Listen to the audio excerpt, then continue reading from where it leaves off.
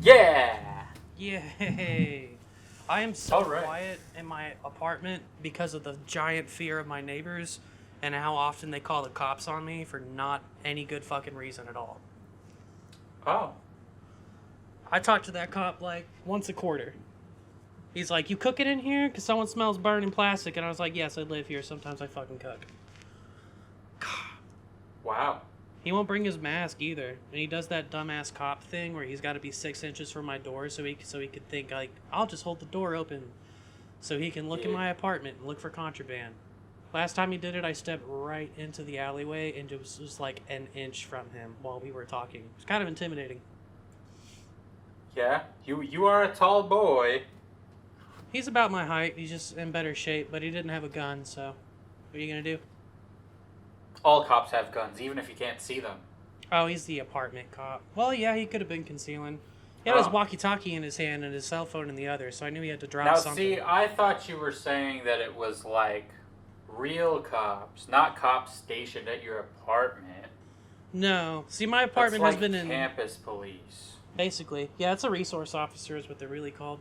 But he's, there's someone in the apartment that keeps burning shit, and because I've had issues in this apartment before, and my blinds are tore up, they're like, it's got to be that white trash dude in that unit. So I'd wind up talking to this dude a few times, completely erroneously, and then people are still just, like, throwing... I mean, I don't know. They harass me, basically. I hate the maintenance people here. I don't hate the cop. He's not a bad guy or nothing, but I just hate unnecessary contact. But I do everything in headphones in here, so cranking that amp for a second, I was like, dude, what if that asshole and his loser, asshole, abusive, fat bitch wife upstairs call the cops on me for playing bass for 3 seconds? Well, then it'll make an interesting podcast. Yeah, I'll record it. Yeah, that's legal here. Oh, yeah, it's a one-party state. You don't even gotta tell him anything. Yeah, they taught me that in Cleat back in 2011. It's just like, if you're on post and someone is telling you to go pepper spray a crowd and you don't think that's justified because they're not blocking an entryway, get that on a recording so that it falls back on them in court. Because there's no better look on anyone's face in the world than somebody lying in court and you playing a tape. Yeah. And that was 2011. Protests weren't even that big of a deal. It's just something that would happen occasionally on a college campus. Yep. Well, I don't like the direction that this is heading, so how's your week been? I was about to say, fun times. No. What was the question? How's your, let's start with the week. How's your week? Had the week a good week? I mean, it was fine. Didn't really, there's not a lot going on. Just working, Just bullshit working. I made it to work most days this week. My attendance has fallen off, but I'm getting back on the horse. Going back to work more. That's good. Yeah. I agree. Make that money. Hell yeah. Don't wind up homeless or evicted. Exactly. Or just a loser. Or just a loser. You definitely don't want to just be a loser. Yeah. Gotta have an interesting story if you're gonna be a loser. Yeah, I'm not a... I was gonna say I'm not a drug addict, and I was like, well, I'd probably go sober if I was on the streets, because I'm not gonna steal alcohol. Yeah. Yeah, but you could always stand around and ask for money, though. I mean, shit, you could even stand out there with a sign that says, I need to get drunk, and people will give you money. I am way more addicted to food than alcohol. Well, that makes sense. That sounds like a lot of people. Yeah, you would think, but I gave $2 to a homeless dude who said he needed bus fare, and he was harassing people in the parking lot, and I actually wound up walking 2 girls to their car. But yeah, he just went in there and got a Smirnoff Ice and fucked off. Yeah? Well... No, I would actually just kill myself. That would be my solution. Oh. Yeah, before Well, I'm begging for I money for alcohol, I would become self-aware and just end it. yeah. Wow, this is such a dark start to this podcast. Are we happy people? Uh, nah, not really. Legend of Zelda fan art imagines Hayden Christensen as the live-action Link. The fan art has Hayden Christensen with a chin-strap beard that's blonde. Gross. Number Yeah. 1, chin strap beard, gross. Number 2, Hayden Christensen is not. No. Number 1, he's too freaking old. He looks old in this fan art, and the Master Sword looks like shit. I'm pretty sure he's like almost 40, at least. Whoa, I was scrolling this sad-ass article, and it just dropped the bomb that there's a Mega Man movie on the way. I mean, to be fair though, 90% of these movies that are announced never come out. They get shut down somewhere before that. I didn't realize that was a possibility. Mega Man would be an okay movie. No, it wouldn't. Yeah, I'm like, what's the story there really? Um, Like there is a story, Oh, it's but a like great sci-fi it all story. just lifts up the game more than anything. 2's a 'Cause really you- great story. Sort of. Well, once you start getting into the X series, they start making the sad reality of it more true. Like more heavy classic sci-fi is like Mega Man does not want to be genociding these robots to protect humans. Yeah, I guess that's true because like I'm thinking back to like the first couple Mega Mans where it's legit it's just a platformer. You're just trying to get to the boss at the end and then you fight him and there's some story in between, but like it's really just a setup for the game. Well, number 2, the end of number 2 was kind of the beginning of Mega Man having a story in any capacity. It's not told in dialogue. It's just like the credit roll is you defeat Dr. Wily and the robots and the mysterious alien, and Mega Man takes off his helmet and walks through all of the seasons and leaves his helmet behind, which was a symbol of his call of duty to combat. And he leaves combat and genociding robots behind and tries to live a peaceful life. And so that was the beginning of him having any kind of like moral compass, and then it just got really cartoony and anime. It's just Dr. Light's making inventions and Dr. Wily's trying to trick robots, and I just beat Mega Man 10 last night, and it was like Dr. Wily was just convincing the robots they're gonna lose their jobs and become scrap heaps if they don't start killing humans, and then he injected the population with robo-enza, so there's a fucking pandemic, and I'm just trying to play Mega Man and just trying to avoid the pandemic by playing Mega Man, and there's a goddamn pandemic in Mega Man. Yeah, I don't know. Like, obviously, I believe you more than myself because like I've hardly played any Mega Man. I've seen some of it played, but I think of it kind of the same way that I think of like the Mario games. It's like the story here is very bare bones, and they just dress it up a little bit differently each time with different mechanics and stuff. But it's still the same, basically non-story. Yeah. Unless you're talking about like Paper Mario. Bowser's got Zelda. Go jump on some shit. Bowser's got Zelda. Sorry, my bad. Wow, this got way more interesting all of a sudden. Then you bring Link in. The Smash Brothers game. Just everybody. Yeah, sure. We'll just do that. I would back Mega Man X as a movie, like when Dr. Wily is dead, but he's uploaded his consciousness into a singularity that becomes a virus, and then actually succeeds in destroying humanity and Mega Man, and then just like apocalyptic robot movie that could be badass as fuck. I mean, sure. Yeah. But I would almost want blood. It's just a better anime. It doesn't need to be a movie. Sometimes there's a format that makes the most sense. Mega Man makes sense in 2 formats: a video game and maybe an anime. Yeah, see, I agree way more with that because, like, that's the thing that has always bugged me about, like, movie shit in general because everybody's like, oh, they should turn this into a live action movie, and it's like, all right, why though? If its best form is that of like a video game or an anime or something, or a TV show even, like why would you want to reduce it down to a movie? You're going to throw so much money into it and it's not going to be anywhere near as good as the original thing. But what if it is a dope idea for a movie? I mean, but that's so rare. Because there's so many movies that are just like, we just put the name on it and that'll make all the money, and then it turns out being a piece of shit. Like, classic games don't do it. Classic games could not be movies. They had to be games. There's no Galaga game. But a lot of modern games are trying really hard to be more cinematic or to have more like screenwriter story type of shit. Like obviously I just wrapped up Ghost of Tsushima, and before we started this call I was playing Infamous 2 Second Son.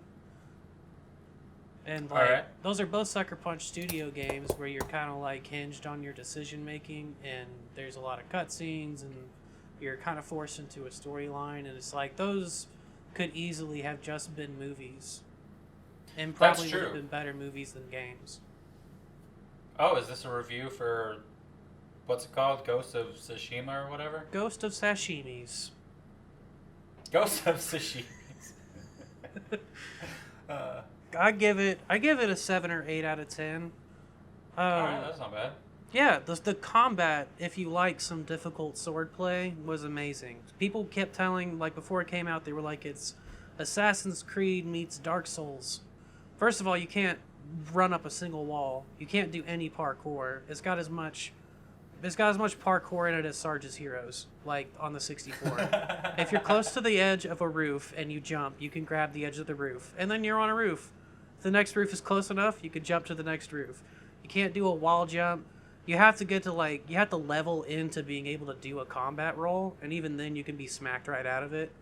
Like the game, that's really based on the swordplay. There is definitely a stealth mechanic because the hook in the story. I don't know if you want spoilers or not. Spoilers for Ghost of Tsushima. Yeah, I don't give a fuck about the audience. I was talking about you.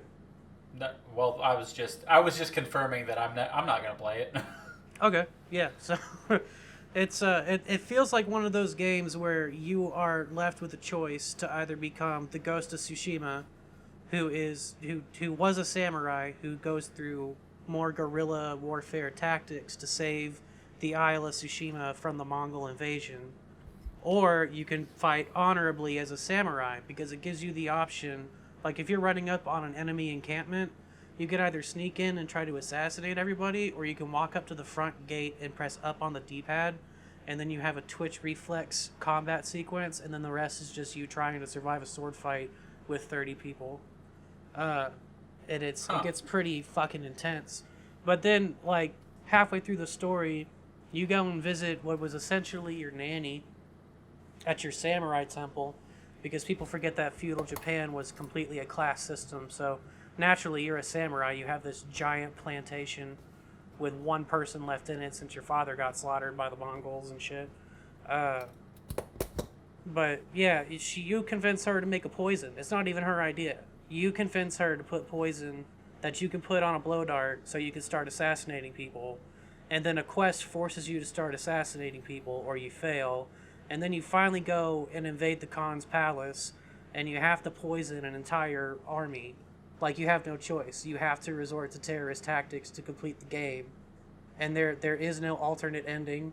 You just become a terrorist. Like, they totally took that away. Huh. You have a choice of 2 endings.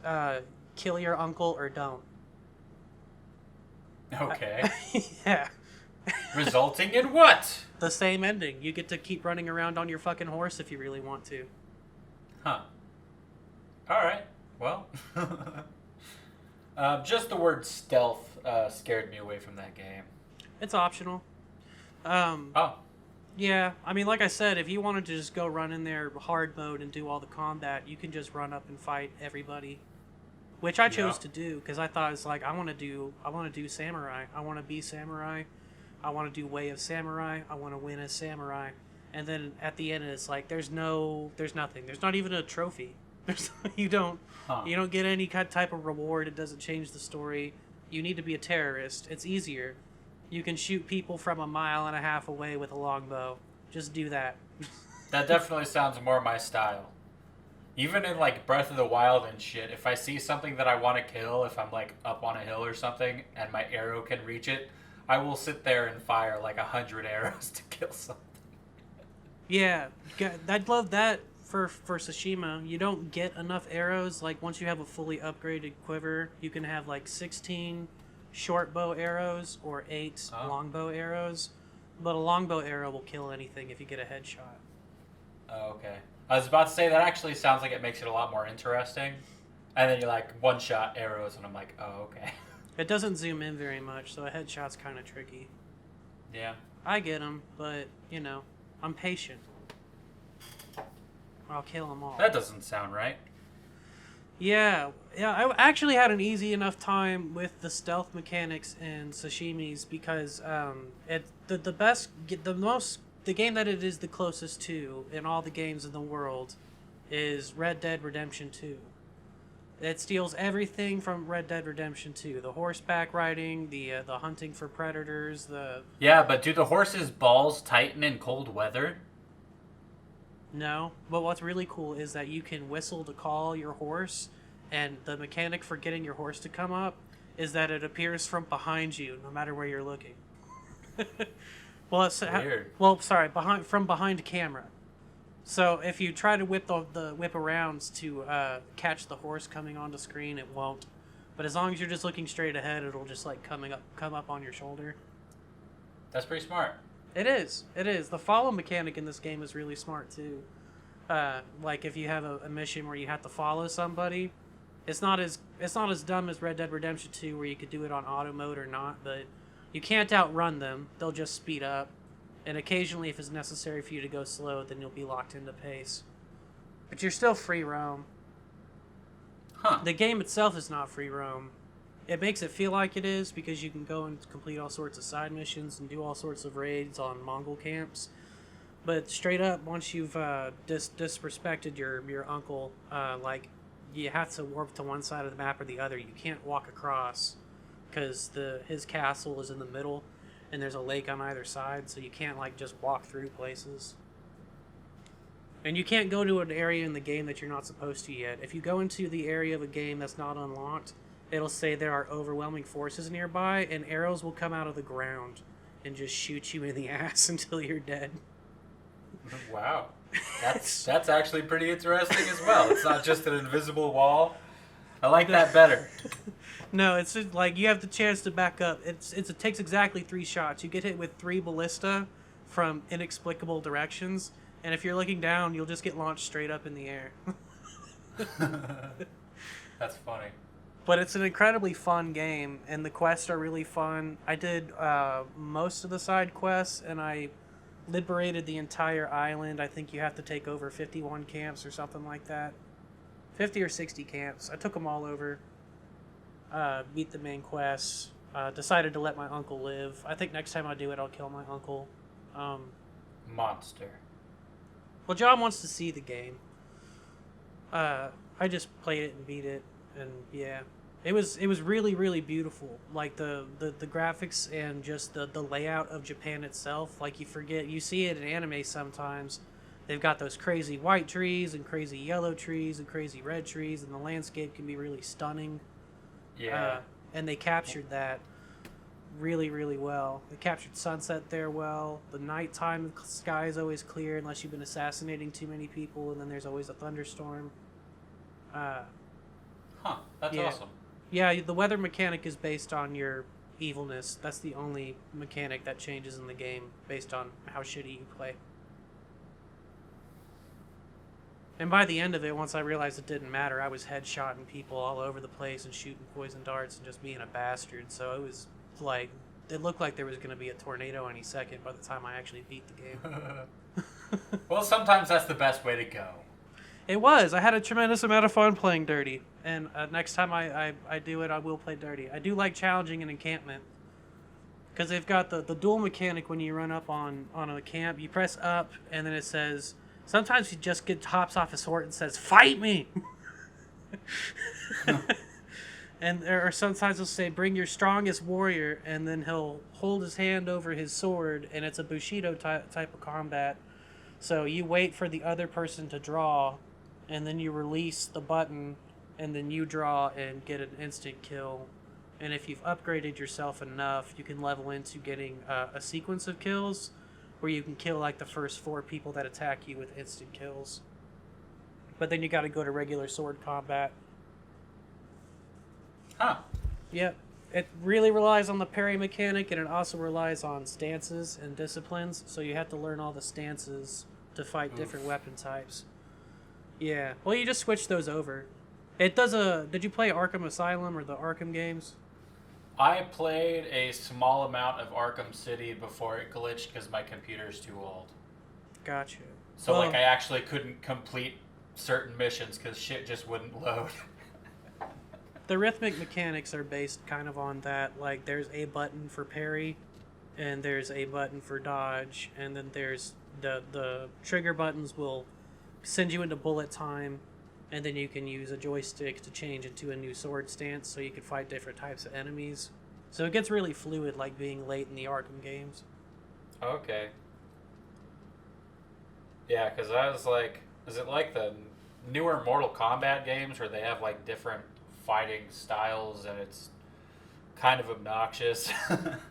No, it's just a stance. It just makes it like the only real change that you feel as a player is like he's holding the sword in a different position, and he does more damage to certain types of enemies.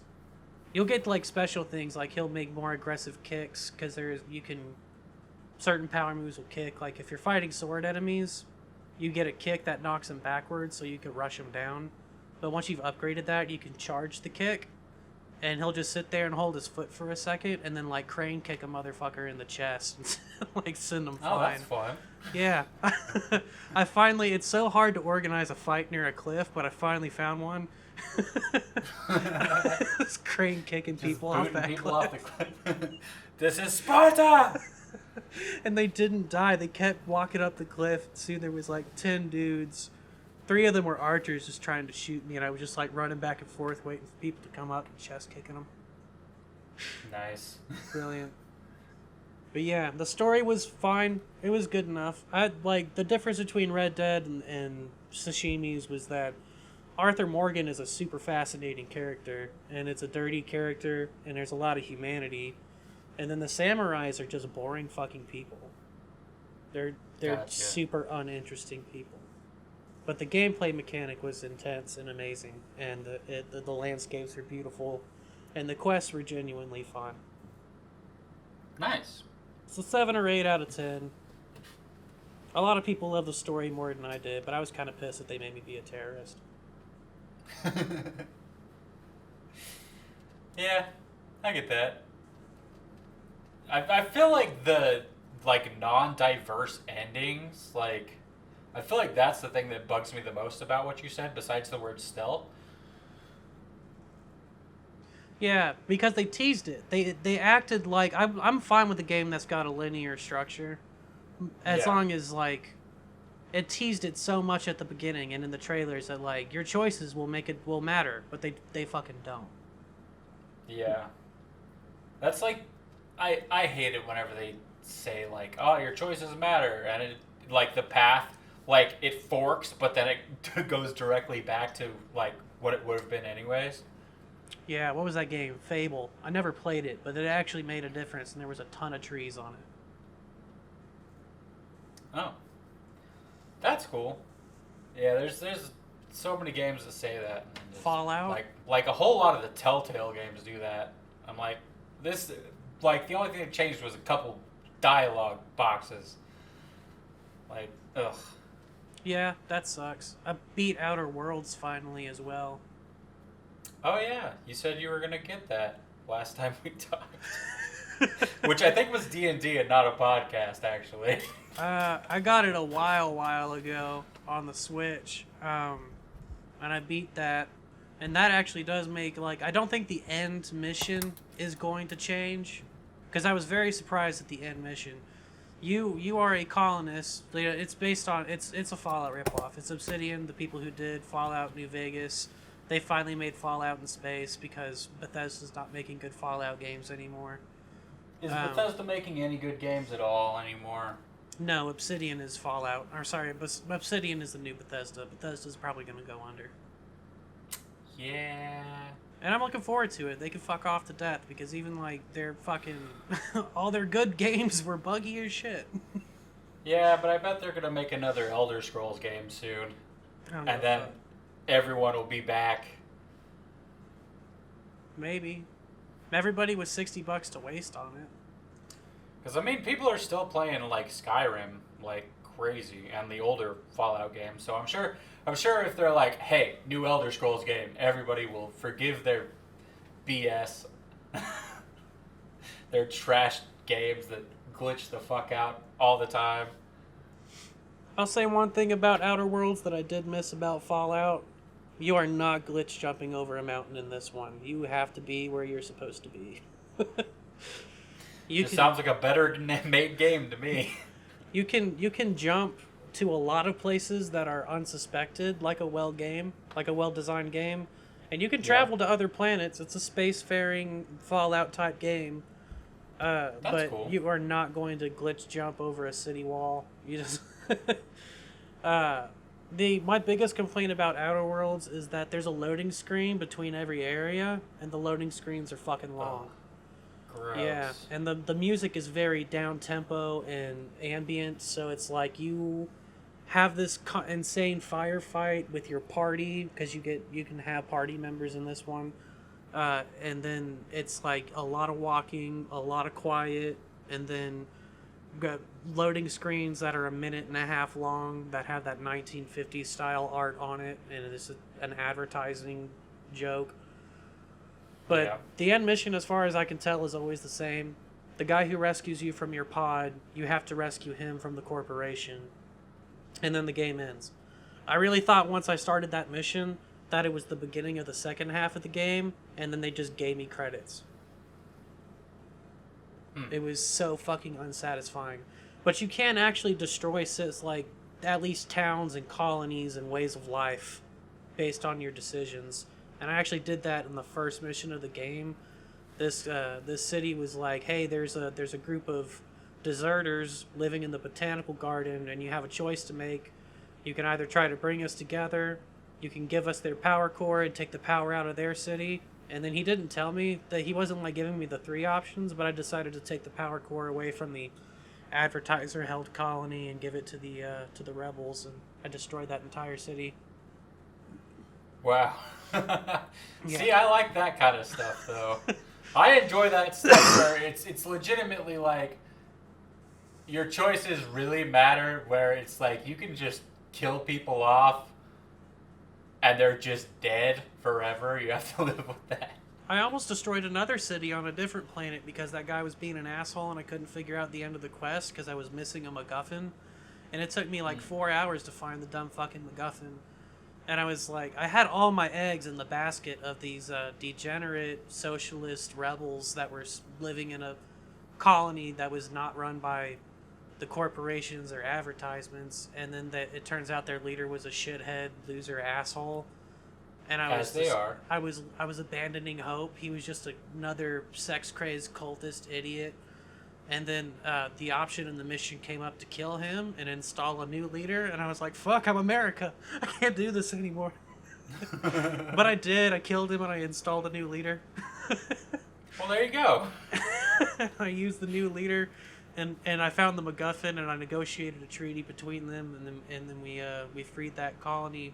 We joined the two colonies together and freed them from the corporations. Nice. Yeah. That sounds crazy. It is. Outerworlds goes as short as, like, it's not a short game. It just felt like it was supposed to be twice as long. It felt like so much more story was coming up. But you can legitimately end ways of life for some people in that game if you really wanted to do it. Huh. But my ending was so unsatisfying because I played it hardcore for a while on the Switch, and then John's kid came to visit because I was just doing it while I was smoking. And she needs the Switch for Fortnite and fucking around, so I didn't play for like a month. And then I finally picked it up again, and I found out the mission I was waiting to finish was the last mission of the game. And my character was so jacked out in stats that I actually bluffed or stealthed my entire way through the last mission without shooting a single shot. I walked in, it took me 3 minutes to walk from the top floor to the bottom floor, and I walked out with the dude, and then it gave me credits, and I was like, fuck. Wow. I waited a month for this. Yeah. Yeah, that sucks. But I'd give Outerworlds an 8. It's pretty. Don't buy it on Switch. It doesn't. The game isn't changed any. It's just worse graphics. But the game's really, really pretty. The solution on Switch to making it run on Switch was the render distance was turned really small, so the textures are crap if they're more than like 2 feet away. Yeah, you turning off the shadows. I thought it would become on Ghost of Tsushima. I actually went back through when I turned up the shadows because it didn't benefit me to have them down, and I got better dynamic range. The game's bright enough anyway that there's kind of always like a little bit of a glow on highlights. So cool. I turned it down a bit so it would be less glary. Yeah. Did you play any games? No, not really. I mean, I played Wind Waker for a minute. Didn't get super far. Just like felt the need to be doing something else. It's a good project. So that was, I guess I've Pokemon Go'd a little bit as well. So there's that. But yeah, not a lot over here as far as video games are concerned. Pokemon Go's been popping a little bit. They've got the blimps for the Rocket Go. Yeah. Which hasn't really tickled my fancy too much because it's like I just avoid these people anyways. I fought Jesse and James a few times because it's really easy and I'm just like, you know, all the research event things where it's like, well, you have to fight this many of them. So I just do that one every once in a while. Yeah, they've been sending me a shitload of blimps, and I just hadn't cared. It's been too much trouble to do shit in Pokemon Go. Like, who cares? They had those events for a little bit where, like, there was quests to do every week, and I really, really enjoyed that. Well, those have been back for the last couple weeks. I did them. I don't think there's one up now. I'm pulling up Pokemon Go. There is. It's for Unova. They finally put out the Unova event. Oh, damn. So I think they've released the rest of the Unova Pokemon. Is that how that's pronounced? Oh, I got an edge hacking. It depends on what source you're looking at. Some places say... In fact, I think it depends on the character who's saying it. I hatched a Magikarp. That's nice. Did you do the Magikarp Community Day? No, I missed it. I think I slept straight through it. Damn. I finally actually went out into the wild to fucking play for once. I saw that on your gram. You were hanging out with Lecklighter. Yep, for the first time since February, January. There ain't no nuts. Daily quests right now, you fucking fool. Do what? There ain't no quests right now, and my Machamp got knocked out of a fucking gym. There's stuff going on. There ain't no shits going on. There's event themes for raid bosses. I guess there's some kind of event. I see the Ultra bonus unlock part 3. Yeah. Event themed wild pokes. Event themed 7k eggs, which I never do 7k eggs because you get those through trading or gifts. I haven't traded a gift in like forever. Yeah. My thing is like I want to have a bunch of the really strong incubators if I'm going to be getting those big eggs. Which I don't have right now, and I'm not going to spend actual money. I'm going to wait until I earn it through putting shit in gyms. Oh, it's so slow that way. It really is. I've been doing it, and like optimistically they knock you out once a day, and it takes 4 days to get an incubator. Yeah, it's really annoying whenever it's like, I have 4 Pokemon in a gym right now, and then they all get kicked out in the same day, and it's like, It's only 50. You only get 50 coins. I wish that shit stacked, man. Because I found, like, I was in a gym. Like, I had a Pikachu in a gym for over a week. 50 coins. Yep. 50 coins. Yeah, the Machop's been in the gym for 3 days, and I'm just sitting there looking at him. It's like, what do you do? Fuck, die. Die.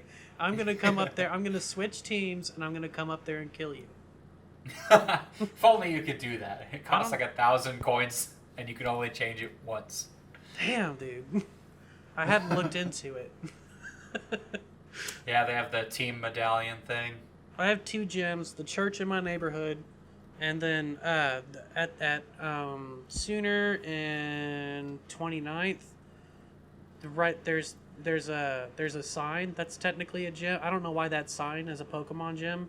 It's right outside of the Air Force Base. You shouldn't be hanging out there. And it's on the side of the intersection that has no sidewalks. It's just got a ditch and a sign that says Starlight Trail. And the trail is inside the fence on base. Like, you don't need to be doing anything there. But yeah, that's funny. I can pop in Pokemon from the stoplight if there's room and if it's red. Yeah. There are gyms at basically every stoplight on the way to my work. So that's pretty cool. And then there's a few in the neighborhood nearby here. And then like 2 in the park next to me. But they're just out of reach. But I can see if there's a raid going. Do what? Go walk there, fool. Oh, I have. But, you know, it's just the times when I just open up on my phone and I'm like, what's going on? They're so out of reach, and I don't want to go anywhere right now. I was pretty happy with the free remote raid passes they gave me, and then they ran out, and I saw how expensive they were, and I was like, fuck this game, dude. So, I mean, on one hand, I'm like, ooh, that's expensive for 1, but I'll get the 3. I'll take 3 for $250, because I'm not, like, hitting up every raid. Yeah, that's true. They last a while. Not to mention, like, if you jump out, like, if you're trying to get people to join, and, like, nobody joins, if you jump out before the Pokemon is defeated or the time runs out, like, you keep your raid pass. I didn't know that. I felt like I had the free ones for a while. I guess I would explain it. I lost a couple of raids. Yeah. Yeah, the remote raid pass, I mean, I need incubators. Especially now that I don't... when I was my short stint before this job, I was a security guard again, and I was walking 50 kilometers a week. And now I'm walking 7 or 8.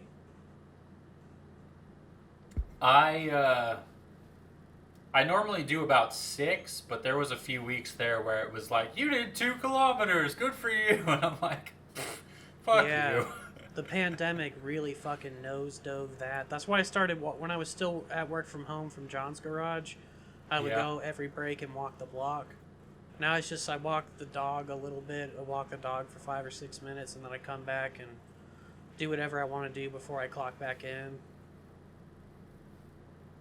Yeah. I don't get out there and do too much walking now. It's so fucking hot. It's gonna cool down tomorrow. If it was cooler, I would be fine with going out and walking. But we're gonna have a storm tonight or tomorrow, and then it's gonna go down to like 83. That's still too hot. Yeah, I miss the 60s for real, dude. I miss the 40s. That's the stuff that I love, man. Yeah, that's my ideal temperature, and I told people that forever. Yep. You know, you get to a point where it's like a little bit below 30, and it's like, it's a little too cold.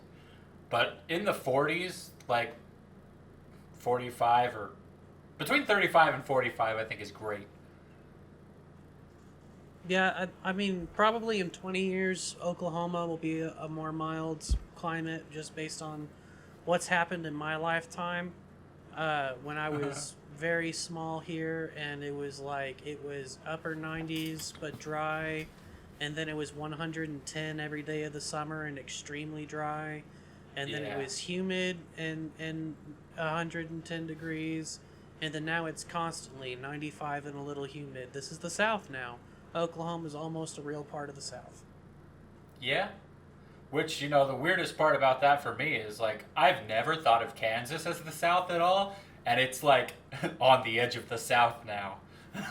No.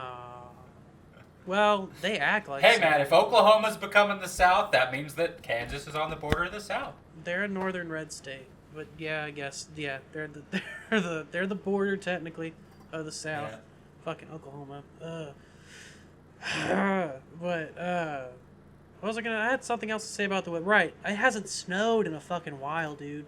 It used to be super common. Like we had 4 blizzards like next to each other. Oh, I know. I remember. I'm so annoyed by this fact because, well, I love the snow. I think it snowed twice last winter, and the second time it snowed, it was March or April. Yeah, we haven't So had a that was June weird. snow.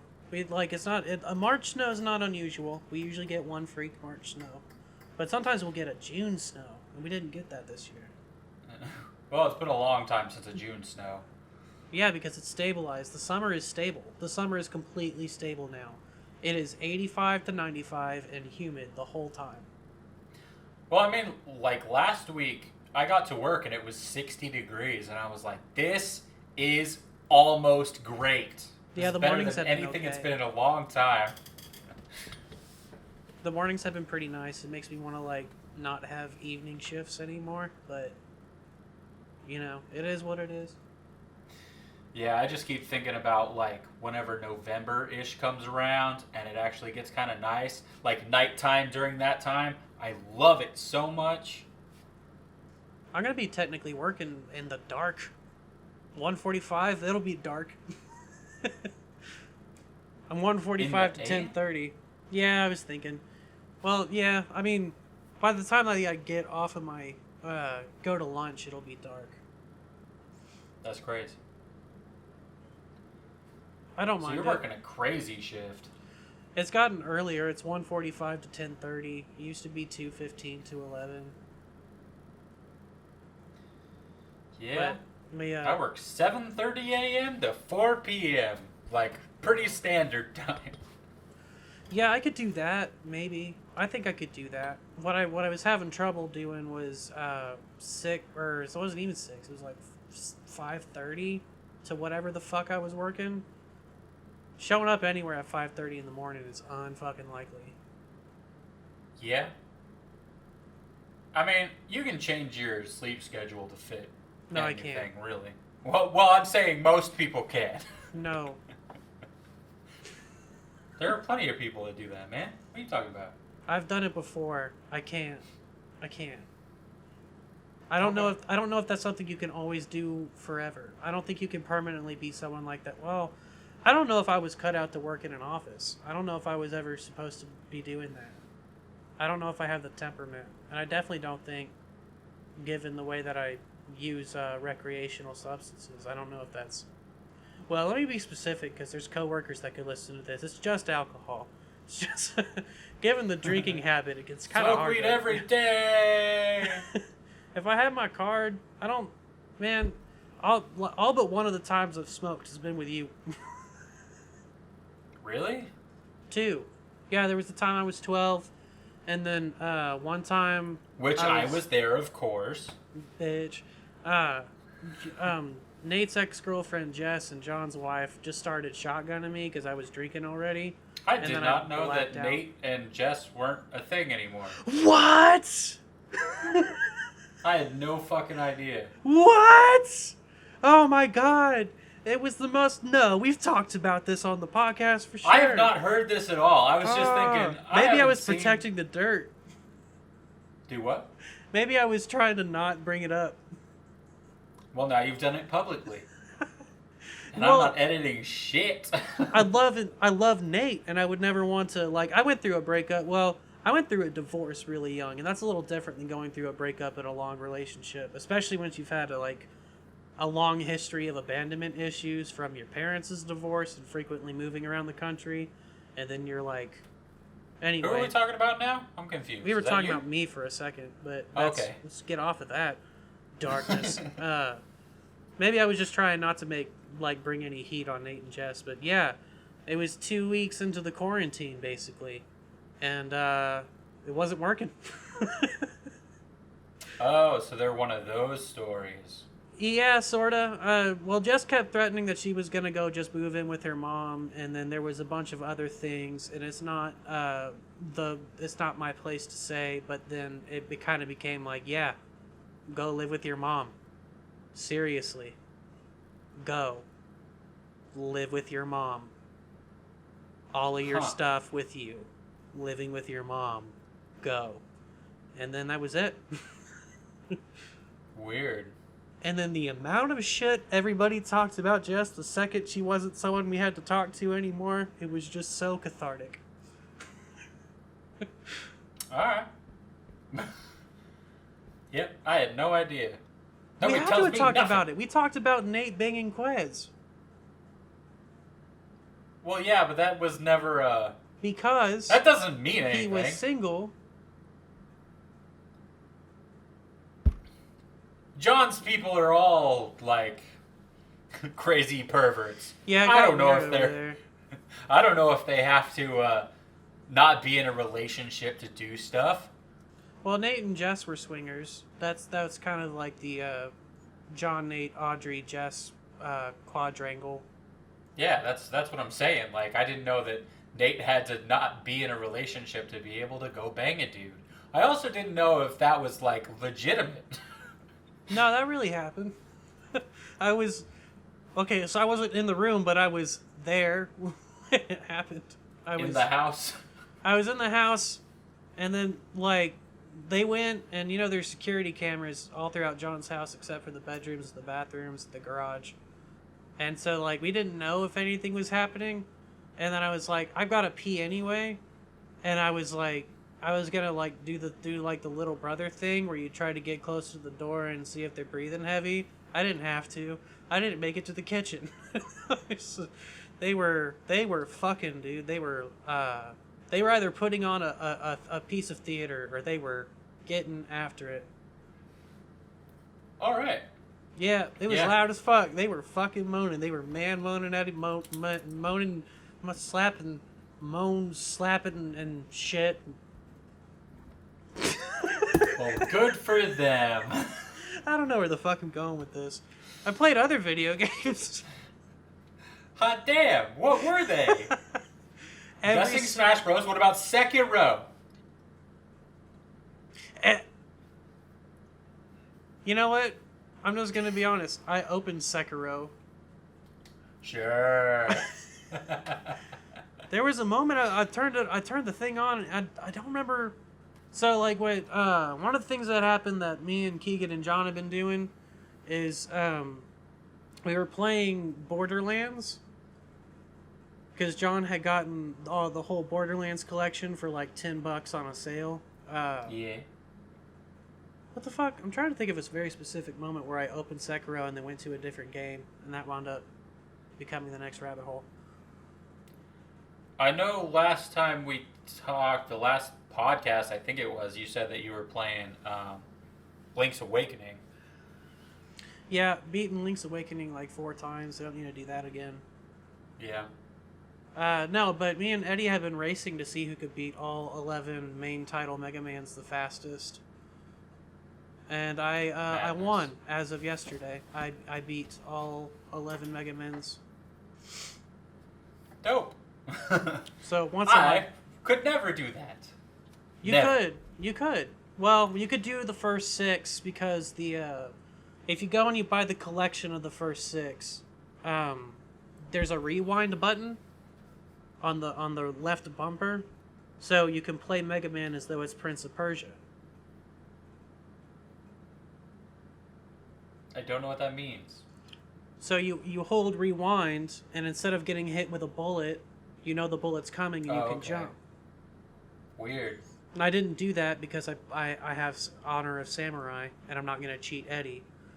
But yeah, for the collection that has the first 6 games, all the original NES games, you have a rewind button so you can cheat. Yeah, that doesn't feel right. I will say that after I beat Mega Man 1 and 2, I went back and played some of 2 while using the rewind, and it was motherfucking fun. I think it would be cool to be able to, like, if you were using that to practice in certain areas, so that you didn't have to go back through the whole level. You know, shit like that, if you're just trying to practice so that you could eventually just be able to do it all in one go. Like, I could see that being useful, but as, like, in a competition or something like that, poop. Yeah, I'm actually going to do exactly that thing with number 1. The first time that the Yellow Devil appears, the Devil is a classic Mega Man boss that appears throughout the franchise. It appears. Yes, I remember him from Smash Bros. Yeah, exactly. He is motherfucking hard to deal with in 1. You don't have a dash, like you don't have a slide in 1. You only have jump. So the areas where you think mentally, this is Mega Man, I need to slide under that, you can't. You have to jump That's over weird. 2. Yeah. I always think of Mega Man sliding. Mega Man doesn't slide until the 4th game. That's so weird. It is. He doesn't. Well, maybe the 3rd. It might be it's either like in the 3rd game he either gets charge shot or slide, and then in 4th I game probably he think gets of it left this way because of Smash Bros. That's probably it. It's technically a staple of the franchise, slide and charge shot, but you don't get them for 1, 2, or 3, and then so like 1 through 6 are all the NES games, and then 6 is kind of the pinnacle. And then 7 is the only main Mega Man title that they put on Super Nintendo. And then 8 was PlayStation 1. And it was an isometric game, actually. Like, it was 2D, but the camera was tilted, like, maybe 15 degrees up. Gotcha. And then everybody had such a problem with 7 and 8 that, like, for 9 and 10, even though they were PlayStation 2 games, they just made them straight-up 8-bit games. Yeah, I remember, I think I saw the Game Grumps play 10, and it was just getting amazing reviews all over the place. It was fucking awesome. Yeah. 9 and 10 had, like, those are probably my 3 favorites, are 2, 9, and 10, because 9 and 10 tried so hard to be 2. Like, there's no charge shot, there's no slide, the music is really great, it feels exactly like playing 2 with new bosses, and 2 was the best game. Nice. Yeah. And Smash Bros. They fixed. There's not really a lot of news on Smash Bros. I've cleared up some tournaments with Min Min. Min Min's the new character, if you know what ARMS is. Yeah. I got people. Elite Smash. Do you watch my Facebook at all? I don't watch anyone's Facebook. I'm officially in the top 10% of Smash Brothers players in the entire world that play online. Damn. Yep. Nice. Yep. Yeah, but, you know, the only Smash Bros. That counts is Melee, so... You fucking hungry, Box? Go fuck yourself. There's no piranha That's plant just in things me. that Smash Bros. Say. Smash Bros. Pros. Well, the fuck Only they don't. Melee counts. Hey, you know what? All of those guys got busted and canceled, so fuck them. Okay, I don't know anything about that, but to be fair, I think everybody's being canceled. A whole bunch of them had groomed minors and had sex with underage women, so there's only 3 of those people left. Well, I guess that they've been proven wrong for everything. At the top of every system of power is a fucking pedophile ring. Yeah, the world is a bad place. It is. It sucks so I much. find myself quoting Smashing Pumpkins all the fucking time. The world is a vampire. It really is. It's such an awful place to live, and being alive is so bad. Yeah. I swear, I'm just gonna become a hermit. Why not? We're already here. Just, I would like to have more money when I do it. I just want to be in a cabin in the woods somewhere. That just sounds right. Yeah, my barn dominium, that is a film studio, still sounds like the plan. But also, I don't know. I was in a really good mood the other day, and I don't know like why there was a Zillow link in my Gmail, and I was just looking at this 1-bedroom house that was not an apartment, had a little yard, and I was just like, Jesus, I could really fucking do that for a few years. Yeah, my thing is like, if I'm gonna get a house, I don't really want a house. I would actually really dig like a cabin in the woods at the foot of a mountain. That's what I would want. So obviously not here, and it would be colder weather. Well, you would need a garage to play drums in. No, I'll just play them outside. Look, drums are made of wood, and that type of temperamental weather is going to break those down. I mean, that's fair. That's a good point. I'll just play my electric drums inside the house. You used to be so against electric drums before you didn't have a choice. That's true. I was just about to say, it is very different, though. Like, I do miss playing real drums, because, like, everything just... With the electric drums, there's a lot of problems with that, because, like, sometimes it's just, like, the sound wasn't right because, like, something was sticking or something like that. Like, it just didn't activate properly. And it's like, you don't get that. If you're hitting cymbals that are real, you're hitting cymbals that are real, no matter what. It's going to make that sound. Yeah. If you're doing it with electric drums, sometimes it doesn't activate properly. You know, shit gets worn out. Yeah, programming a guitar to slide, like just sliding from one note to the other, and like a oh DAW. yeah, that sounds impossible. Yeah, and a DAW, it sucks. Like, it's so hard to make that smooth. You gotta, like, you can do it technically. You can go down to like 320 seconds of a note, and then like, I'm sure that they probably have plugins for that, though. They do. You just have a sample of a slide from certain notes, but you know, it doesn't help if I wanted to have the similar thing, like on an 8-bit. I mean, I don't know. There's analog shit. There's always something missing. Yeah, it's true. Because I really would like to whip out my actual drums and play for a while. I always feel like I'm hitting my electric drums too hard. Like, one of the cymbals actually kind of like stopped working completely, and I was like, what the fuck? This was pretty early on. So I opened it up to see what happened, and like one of the pieces just like popped out, like one of the electric pieces, like fucking microchippy shit. And it's like, well, I'm hitting it with sticks. Like, that's the point of this fucking thing. This shouldn't have happened. Were you able to pop it back in? Oh no, it's like it's broke. It's fucked. Shit. It's like I gotta replace it. That's so crazy because I use the electric cymbals on my Guitar Hero kit forever. Yeah, that's kind of my thing here, because like I went for the better drum set because of like the better cymbal quality and shit, and then this one just like dies. I think mine still work. I don't have a Wii anymore. I mean, it's probably buried somewhere, but my drum kit still works. Yeah, I still have some working pieces from my old electric drum set that I bought from John. That will still work. I just haven't hooked them up or anything. It's like the same brand and everything, just like much cheaper. But yeah, been playing drums a lot lately, so that's a thing. I did have neighbors move in underneath me though. I'm just waiting for a fucking letter on my door. Hopefully they're chill.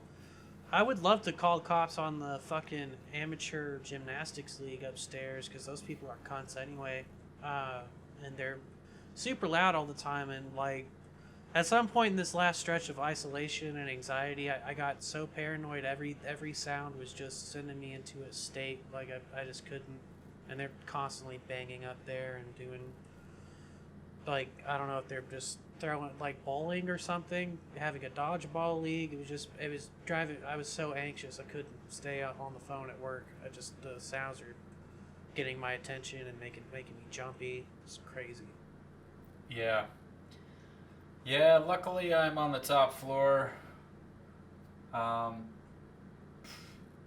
I don't know. I don't really, I hear people sometimes, like there's somebody that's like, I don't know, they're making weird sounds. They sounds like, you know, the stereotypical sounds that Native Americans make in like old westerns and stuff. Hello, sir, how are you? Welcome to our land. No, the like war cry Drunk stuff. and vomiting, right, okay. Maybe not that problematic, but you know. But there's that going on a lot, like all the time. I don't know if somebody's doing it or somebody's like playing it somewhere, but it's just really weird that it happens. That would be a super awesome thing for me to do, is just get a speaker in my vent, and then periodically when I hear them stomping too much, just play a really eerie drone. Send in those frequencies that like put people on edge and make them think that places are haunted. Well, now I think they're doing that to me because I've been freaking out in this apartment. Yeah, they're like, he played bass for like 2 seconds. We gotta get him back now. Assholes. It would be nice just to drive those people insane enough to move out. Yeah, they just think it's haunted. I might do that. What? That'd be funny. That's the Lavender Town chord progression, right, or whatever. Well, Mythbusters did a thing. I think it was Mythbusters. Can I talk? Mythbusters, and they like tested all that out. And there's just some frequency that does it. Lavender Town thing I think is different, but I don't know. R.I.P. Grant Imahara. He died on our break. Yeah, and that hit me weirdly hard. It hit me so I was fucking like, hard. what the shit? He was so young. He died of one of my biggest fears, a fucking aneurysm. Yeah, it's just not a thing you see coming. I mean, it's pretty quick. Such a lovely dude, too. Yeah. Fucking sad. Yep. Yeah, that's crazy. So many people dying, but, you know, we're getting old, so obviously we're going to just see more and more of this until we're the ones that get to die. Yeah, every time that someone brings up a celebrity that I'm familiar with age, or like if I'm listening to a podcast and I'm like, oh, these guys are cool, and it's just like everyone is 45 or 50, I'm just like, shit. Yeah, it's such a weird thing where you're like, wow, I'm really grooving with these people that are like super old. Super old. 35, 40, you know, people like that where it's like, these are the people that I'm like peers with now, I guess. Clearly I can't wait to be 50. Yeah, I guess so. But all these other people are 45, man. It's so crazy. Just like, I feel like people who talk around our age are 45 now. And that's not super far off from my parents' age, but Yeah. Hank Green's fucking 40-something now. Yeah, it's really weird to like... 40-year-old YouTubers. When did that start? Well, Rhett and Link were always 40-year-old YouTubers. That's true. Dude, their Jimmy Fallon appearance really highlighted that they're actually creepy dudes. Which one? They've been on that show like 5 times. The first one. That's the last one I seen. And they came on there and I was like, holy shit. I forgot that Rhett's kind of like an ugly trailer park looking dude. And then Link is just kind of... It's just like, Link's... Have you seen him recently? No. He's basically doing what you're doing. He's growing out his beard really long and his hair really long. Well, people expect that from me, and big girls love it. Some crackhead in a, like, stripped down Isuzu, and I mean stripped down, like, all the paint was gone and it had no windows and the door was duct taped shut. He's just like, hey fella, I like your beard. Just walking the dog this morning. All right. That's when you're like, thanks, bro. It felt nice to be complimented, I can't lie.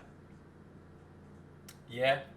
My favorite thing is, like, people, you know, whenever people say something like, hey, nice shirt, I'm like, thanks, made it myself. But then, of course, shit starts happening where they start asking questions. Oh, did you really? And then you gotta be like, no. Explain what you're doing. Ugh. No, you just say no, because that's, I don't know, sounds like something I would do. Yeah. Because it's always such a weird thing whenever people are like, it's like, I guess you're complimenting my choice to wear this shirt, but like at the same time, it's like, what am I supposed to say here? It just feels like a weird thing. Thanks just feels like the wrong answer. Thanks, you should see my ass.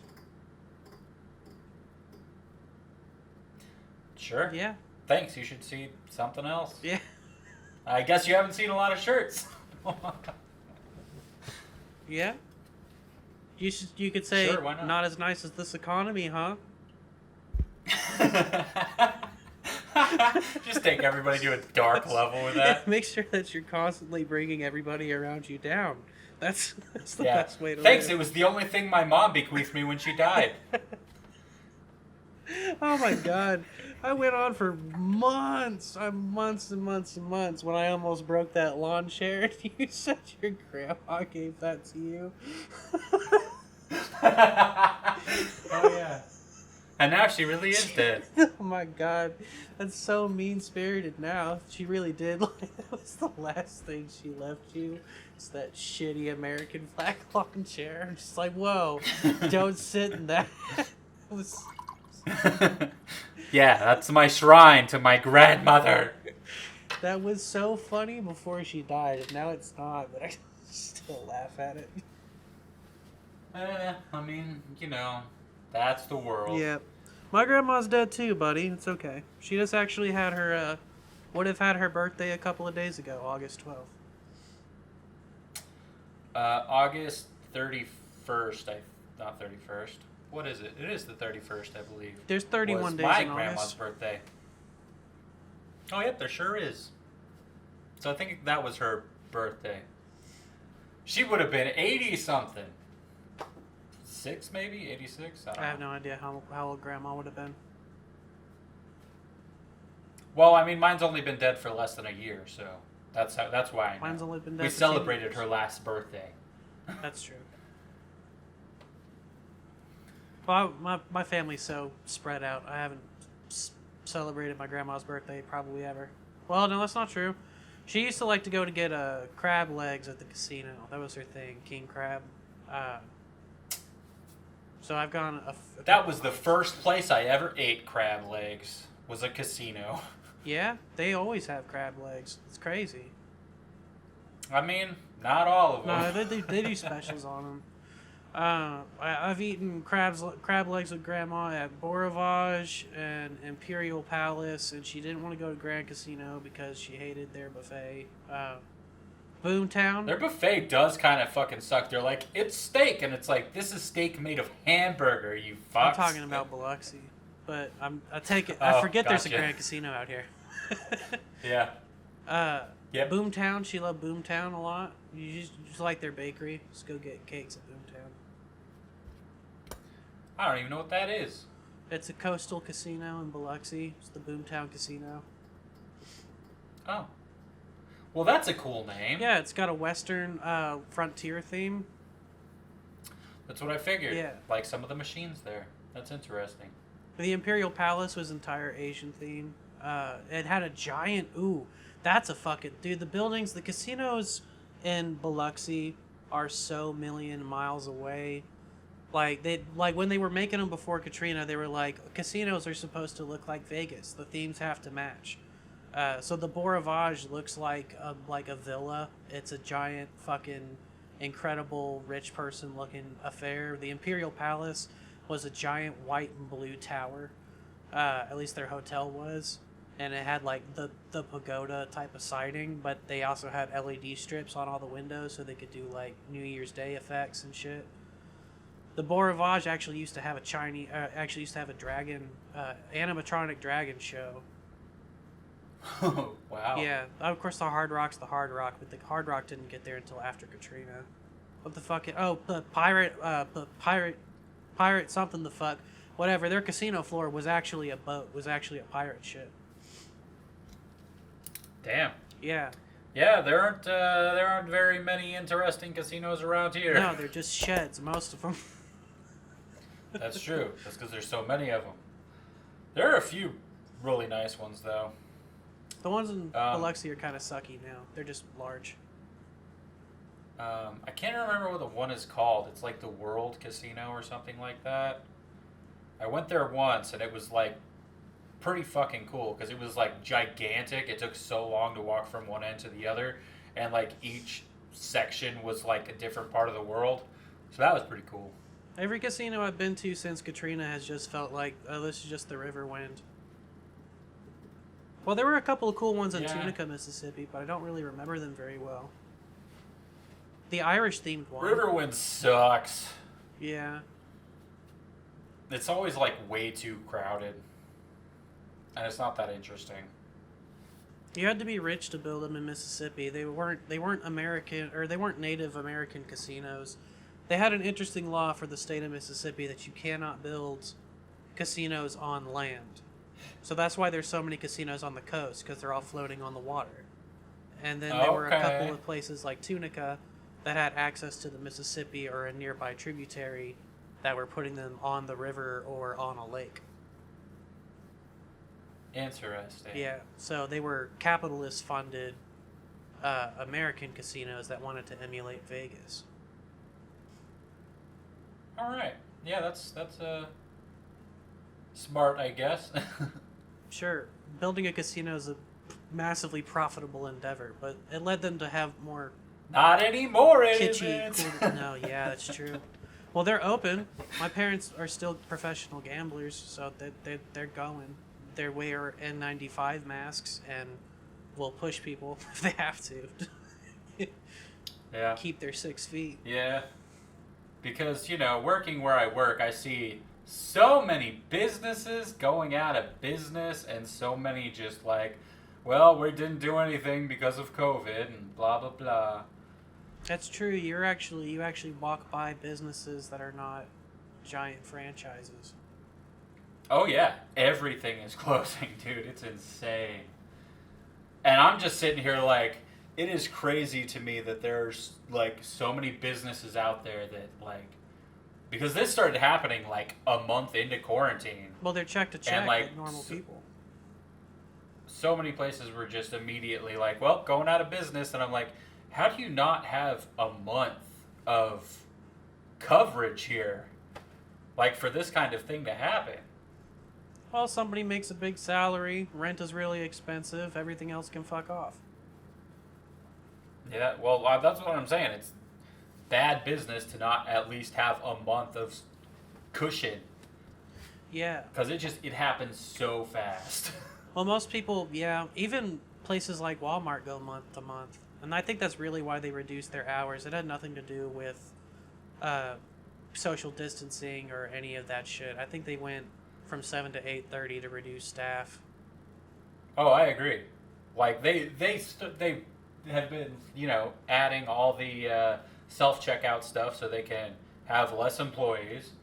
They've, like, half of their stores were already closing early. Like, most of them weren't open all night anymore. Yeah, Del City and wasn't. then this was just a chance to, shift that a little bit, take a few more hours off. Winco is 24 hours again. I didn't know it ever was or wasn't. It was always 20. Bitch, do you have no fucking memory of the only things that we ever talk about? It was my first video when the pandemic hit, was them closing early and how that was affecting me, and everybody buying all the cream sodas out of the Shasta machine. I guess there's just, like, a certain area, because that's such a, like... I don't know how to explain it. It's such a thing that doesn't, like, affect me, that, like... Because I would never go to Winco, so I don't know. We've both been shopping at the Crest because the Winco is closed. Well, I guess you've been shopping because Walmart's closed. Well, because I would never go into Walmart with this bullshit going on, especially with the people that are always in Walmart. Anyway, Winco is dope. I'm sorry you don't have one near you. Their meat is fantastic. Yeah. Their butcher is great. Unlike when I bought the Crest beef, which melted in the pan, it was full of so much pink particles. I've got Winco beef in the freezer that's not even browning a little bit in frostbite. I didn't even take it out of the package. Just left it in its little plastic tray. And it looks really fucking nice, dude. Like that the beef that's supposed to look like they ground it in the store and it just doesn't come in the chuck roll. It's like the Crest shit was really thin and spaghetti-like, but this looks more like if you had dreadlocks made out of meat. It's real proper. All right. Winco's dope. Yeah, the Crest meat is not great. Especially their chicken. Their chicken sucks. Winco chicken is definitely GMO chicken, but it doesn't have any hard parts in it like the Pilgrim's brand chicken.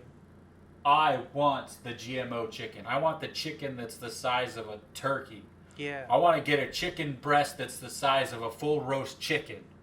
Well, the Pilgrim's brand that Walmart always has is just like they've started having so many hard hard Tendons? tendony parts. Yeah.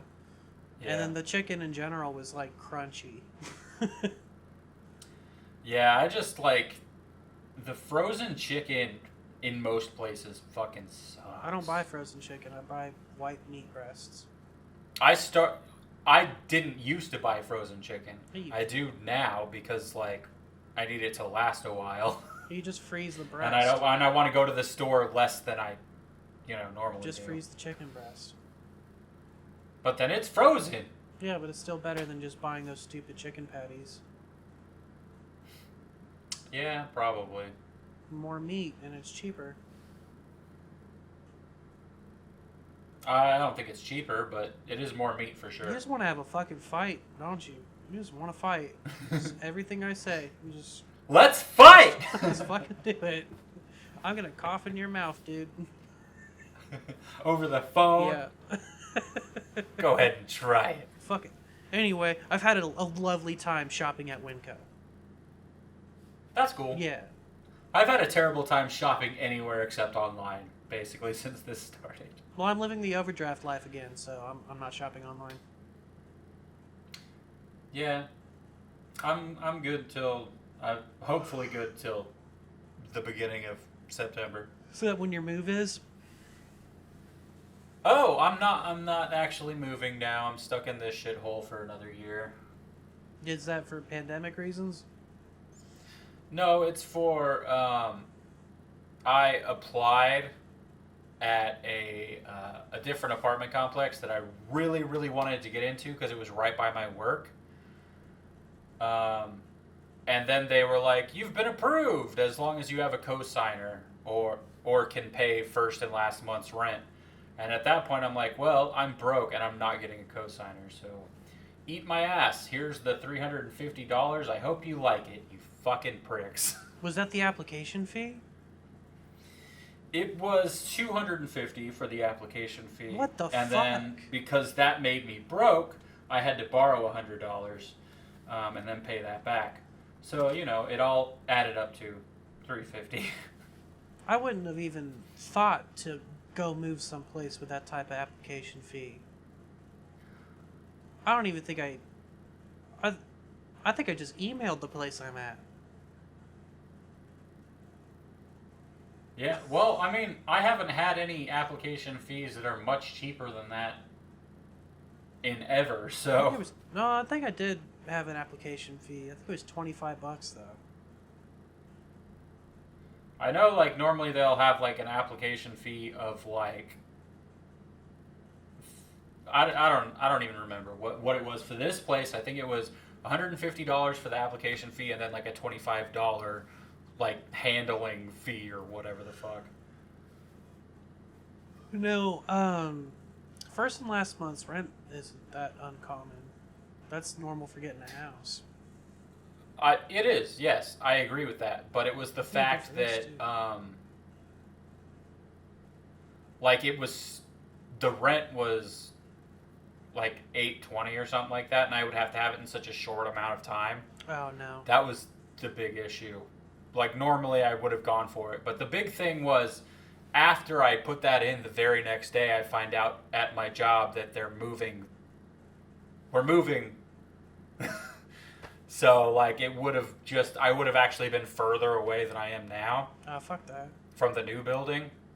So now your apartment's perfect.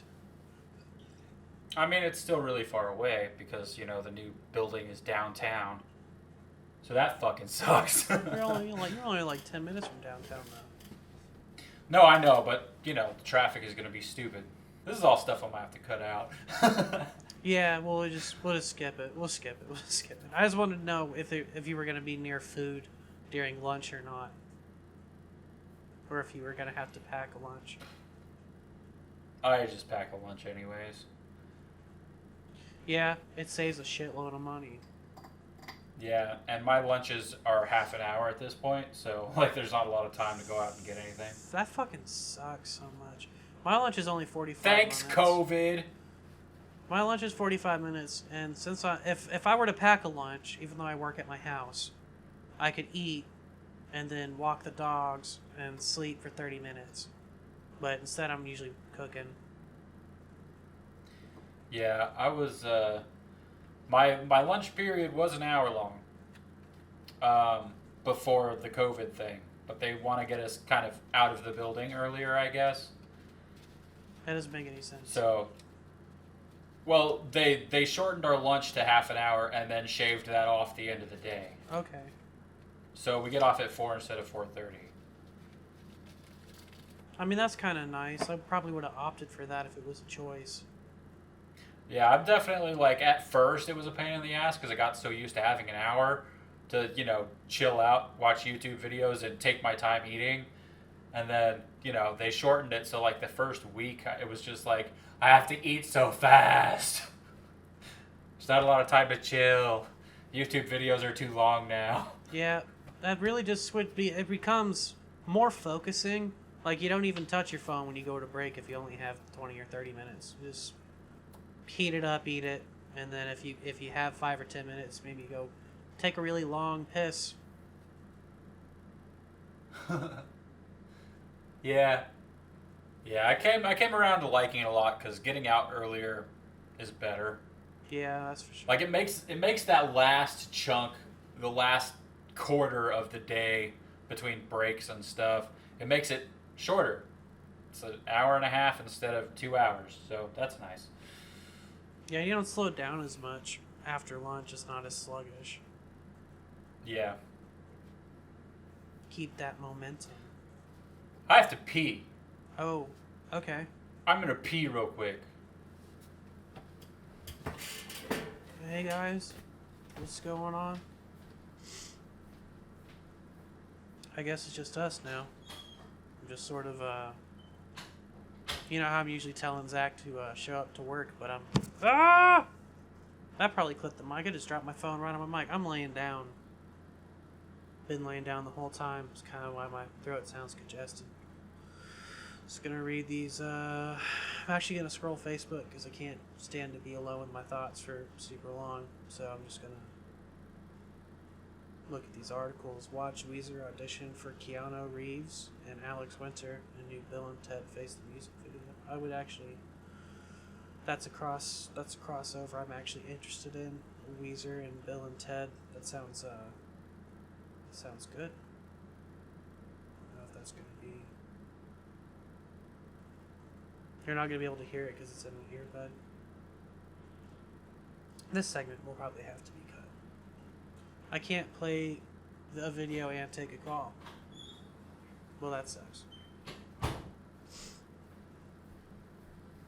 I heard his door close. Zach is approaching. I've returned. What up? I didn't entertain anybody. Okay. I thought that might be a thing. You defiant son of a bitch. I tried. I would. I was gonna play a video for myself and describe it to them, because I was just scrolling Facebook, and Cinema Blend has an article that says watch Weezer audition for Keanu Reeves and Alex Winter and new Bill and Ted Face the Music video. So it's Bill and Ted letting Weezer audition for their band, but I can't hit play on a video and have a call in one earbud. Unfortunate. Yeah. Maybe one day they'll fix that. Well, I remember being able to do it back when I had 2 earbuds. And update on our conversation on wireless earbud technology, I did lose an earcon already. I only have one. Really? I only have one Raycon earbud. Yep, I was at some point I was intoxicated and sleeping somewhere with them in my ear, and I'm not sure if they're in John's couch, in my car, or somewhere on a part of my bed that I just cannot find with my hands. Unfortunate. Yeah, so I only have the left earbud. So if I want to have it in my right ear, I've got to flip it upside down. Yeah, I've found Bluetooth earphones are just... I don't like them very much. I was okay with them. I mean, as long as they don't fall out. If I'm not too sweaty, sometimes if I'm too sweaty, sometimes they'll fall out. If I'm doing stuff and I'm too sweaty. Yeah, the ones that I have, like, they're good and everything, but, you know, sometimes it doesn't want to connect properly, and, like, only one will connect, and it's a pain in the ass. That's because you bought shitty ones. And also, like, when I'm at work, if I'm using them with my MP3 player, it just makes my MP3 player die way quicker. I told you to get the Raycons. They're fantastic. Raycons are fucking crazy expensive. Raycons are half as expensive as the market was normally holding. As the market. I'm way under market when it comes to headphones. Yeah, you can't. I will never spend $80 on headphones. Well, you can get a decent wireless set of giant over-the-ear headphones that are 30 pounds, because I had one of those, and they worked great, but they were heavy, and they made your head sweat. Well, I have some that are, you know, they're Bluetooth earbuds, and they were $30. They work better with my phone. I think the issue is that possibly the MP3 player with that, just because I think they're different like versions of Bluetooth. Yeah. You know what I mean? Yeah. Like yeah. So I think it's just that the MP3 player is like an older thing. Raycons are exceptional, and if you're not an alcoholic that's prone to falling asleep with shit in your ears and then losing them, I think they're a solid investment. They're the cheapest good earbud. Yeah, I'm pretty good about not losing things. I was too. I fell asleep though. What are you gonna do? Well, yeah, I'm not judging you, Jeff. Fell asleep in my car. Fight? I was parked. I just I was already really tired, and I was home and I was parked, and then it's got to be in the car somewhere, or it's got to be on John's garage. Which, if it's in John's garage, it probably got swept up and thrown away. Or eaten. Yeah, that's true. It could have been eaten. Or it could be some part of my bed, because I think when I woke up in my bed, I had the earbud I still have in. Yeah. Anyway, did you fucking watch Letterkenny yet? Of course. Did you? Not. No, I did not. Alright, so that was a good episode of Food for Thought, and I'll see you next Saturday. I don't even watch shit, bro. I force myself to watch a movie every weekend, and that's like it. I'm either working on stuff or playing drums, which I think counts as working on stuff. You know. It's been so long since we podcasted. I think I've seen Steve Carell's Space Cadet, or whatever the fuck it is. Oh, Space Force. Oh. That was forever I've heard ago. terrible things. I think I've said terrible things. It's got a lot of heart. It picked up. Okay.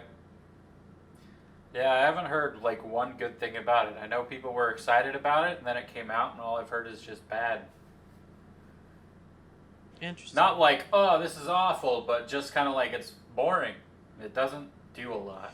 The comedy's hokey. It feels like a really cheaply written TV series. They didn't bring an A-list writing staff to do this. I mean, it didn't seem like it was gonna be. But they've got John Malkovich in it, and he was really good. I don't. It's been long enough seeing it that I don't really remember it that clearly. I had a lot of things to say about it, but that's yeah. You can skip it. It felt to me like a lot of those shows that were on like Apple TV and stuff. It's like, we got these amazing celebrities that we just have contracts for, and we got to stick them in this, and it's not a good show. They had big directors coming in though, right? Doesn't Spielberg have an Apple TV show? I mean, they had a lot of stuff, but it didn't, like, basically none of it amounted to anything. Even the people who get that shit for free aren't watching it. I thought their whole plan was hella money. Well, I mean, that's everybody's plan, I guess. Well, shit. Yeah, pretty much all these streaming services have just, they've all hit different weird roadblocks where people are like, why would you do this? Like, Netflix and Hulu are kind of the only ones that are still, like, they figured their shit out. You got, like, Disney Plus over here, like, released everything immediately, and they're like, now you have to wait for stuff, and everyone's like, well, that sucks.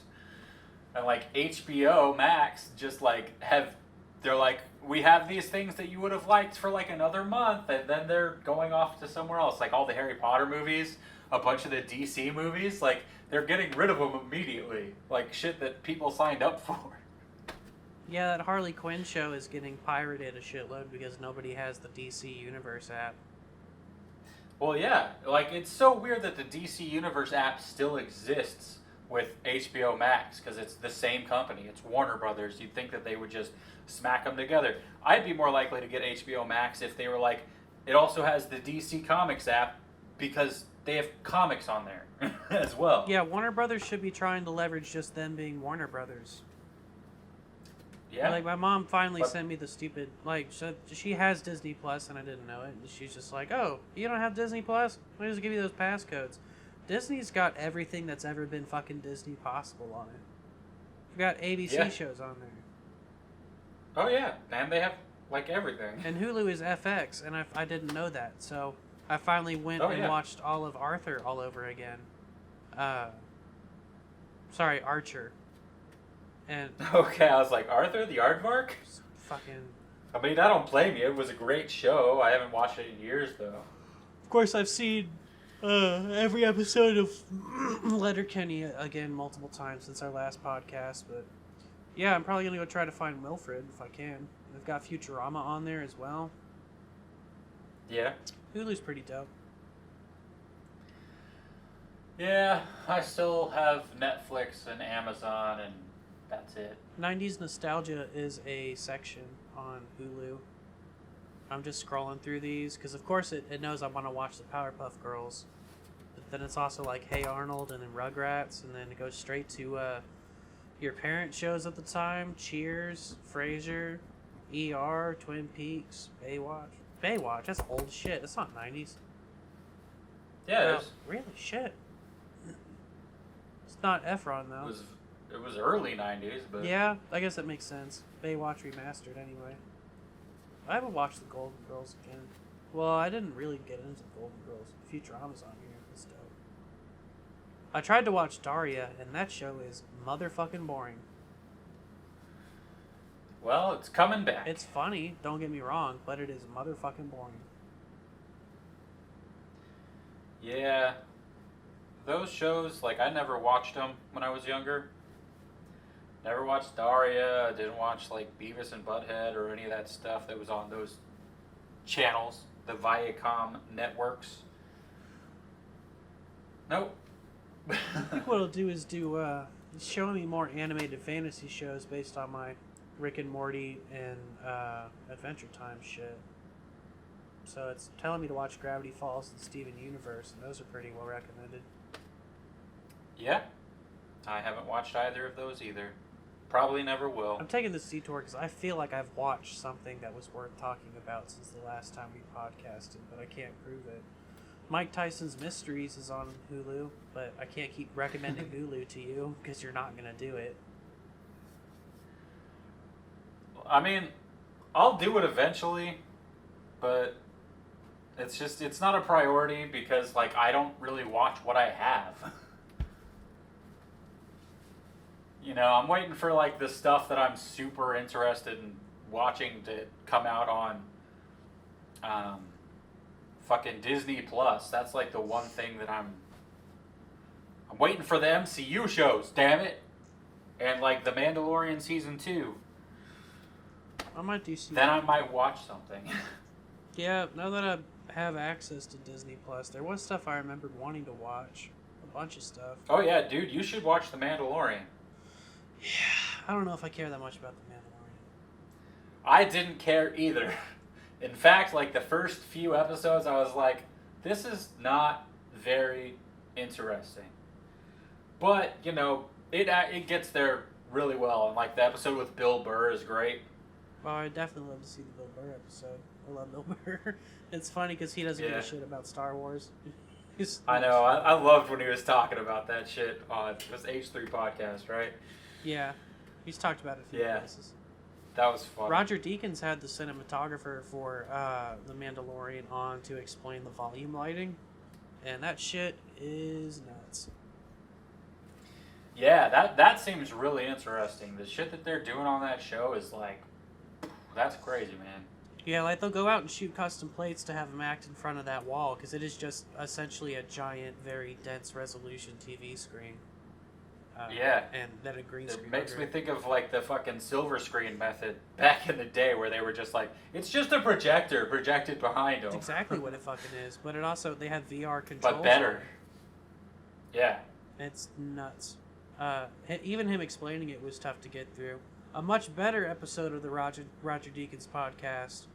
The main reason to go there was to hear him tell crazy stories about the Coen brothers. Finally, Joel Coen got on the podcast. Got to talk about working with Roger Deacon a little bit. It was really fascinating. They've had a lot of great guests on, a lot of great cinematographers. They've had John Pope and whatnot. That's cool. Those dudes have been dope. Nice. Yeah, still don't think it would be for me necessarily. They're short. Well, no, Well, they're not short. They're like an hour. All right, so like normal podcast length. Yeah. No, like it's not that. Like I'm sure I could get some enjoyment out of it, but I've kind of figured out that as far as like the technical side of filmmaking, like I know what I want something to look like, but as far as like all the steps that it takes to get there, that stuff has just kind of not really been my bag. Bitch. I'm just not. Do what? I said Yeah.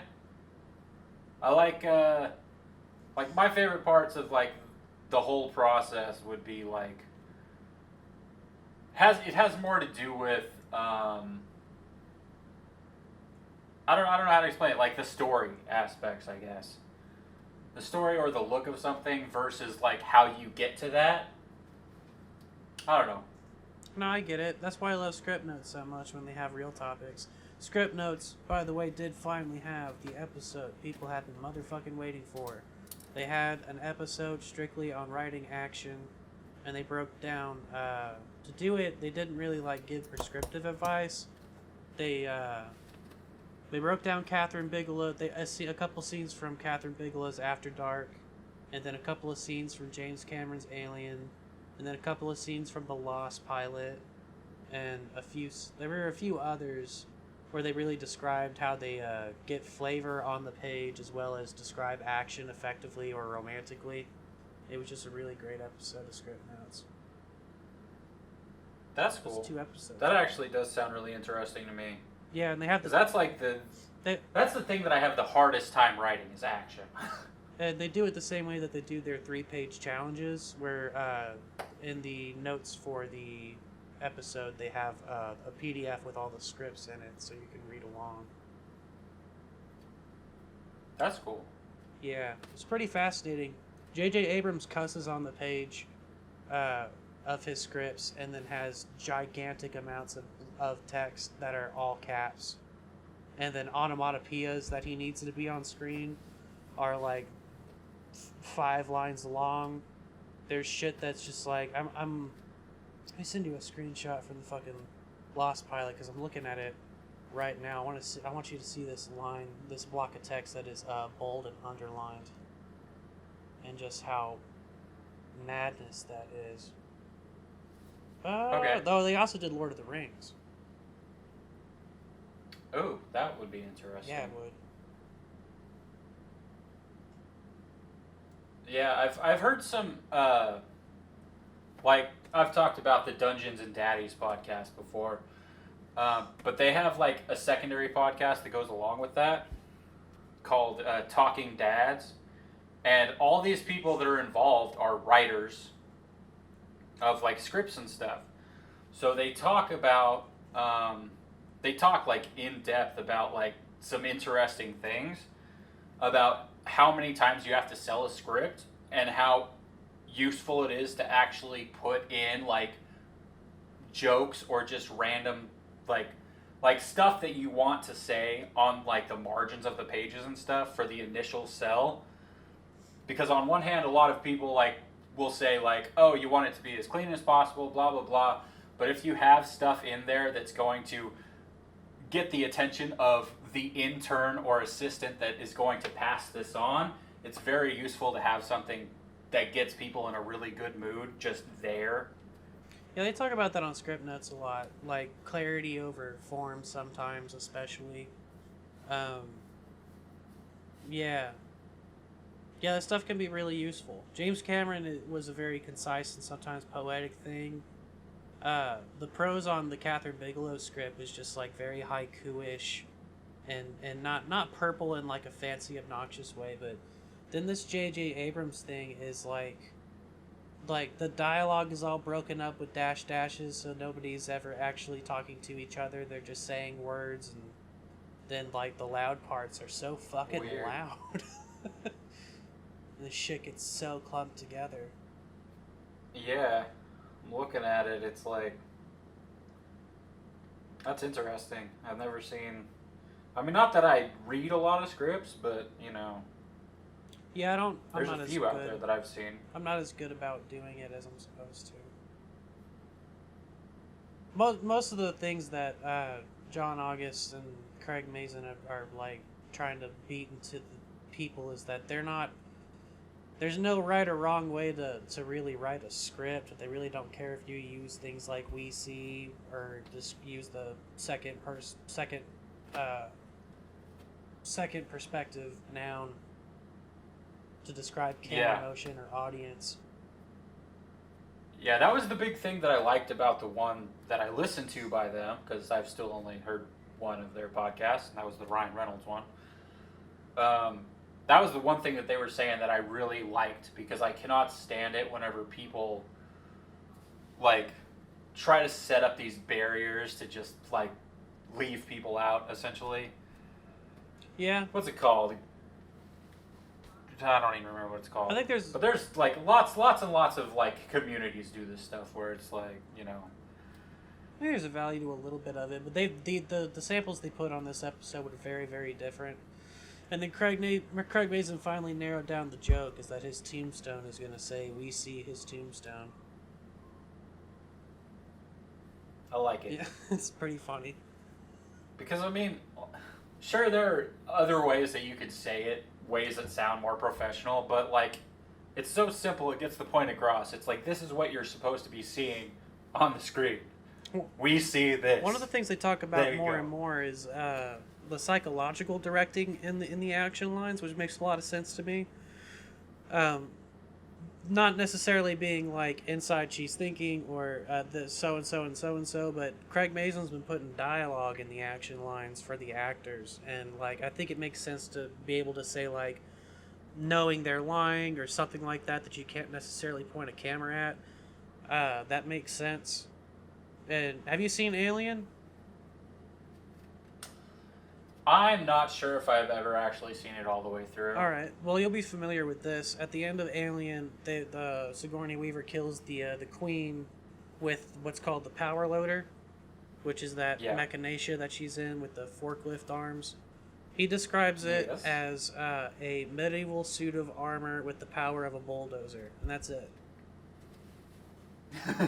That's not really what I would picture if that was... Yeah, I wouldn't have pictured that, but all right. Yeah. I like it. I guess he, you know, obviously the people that made the thing were the ones that were coming up more with the design of it, with just those kind of instructions. Sure. He's James Cameron, so he's going to do a sketch, and it's been described once in the script before as, like, you know, something to operate with that's got fork hands, but that's the least amount of, knowing what it looks like, that's the least amount of words you could do to enjoy that description. A suit of armor. Yeah, I mean, like, maybe even whenever he was writing it at that point, he didn't have, like, a fully clear idea of what it was going to be. Like, makes sense. I think he probably did. This was by the time he does, Alien's not his first movie by any stretch. And he's always been one of those types of dudes that does a shitload of research and has people bring him sketches and shit. James Cameron was Aliens, right? He was Alien. Aliens was, Are you sure? I thought that was Ridley Scott. Oh, you're right. Yeah, Ridley Scott was Alien. Aliens was James Cameron. And David Fincher was Alien 3 or whatever. And then Ridley Scott came back on board at some point. I don't know who did 4. I feel like it's the other guy that I called... Oh, that's either Lynch or Fincher. I think they've both done an Alien movie. Well, that would be interesting. I don't think David Lynch would do an Alien movie, though. That seems weird. I feel like... Like, it's not weird enough for him to do, definitely one or the other. Yeah. I'm pretty sure it was Fincher. I'm not going to look it up. I have my computer right here. I have my phone in my hand, and I am looking it up a little bit. Oh, well, that's cool. I just typed an Alien franchise. I hope that gets me a decent answer. Because that would also include the Alien versus Predator movies. And then Prometheus and Alien Covenant. Here we go. Ridley Scott on the first one. James Cameron on the second one. David Fincher on the third one. Jean-Pierre Jeunet on the fourth one. Ridley Scott on Prometheus and Covenant. Alright. Well, how about that?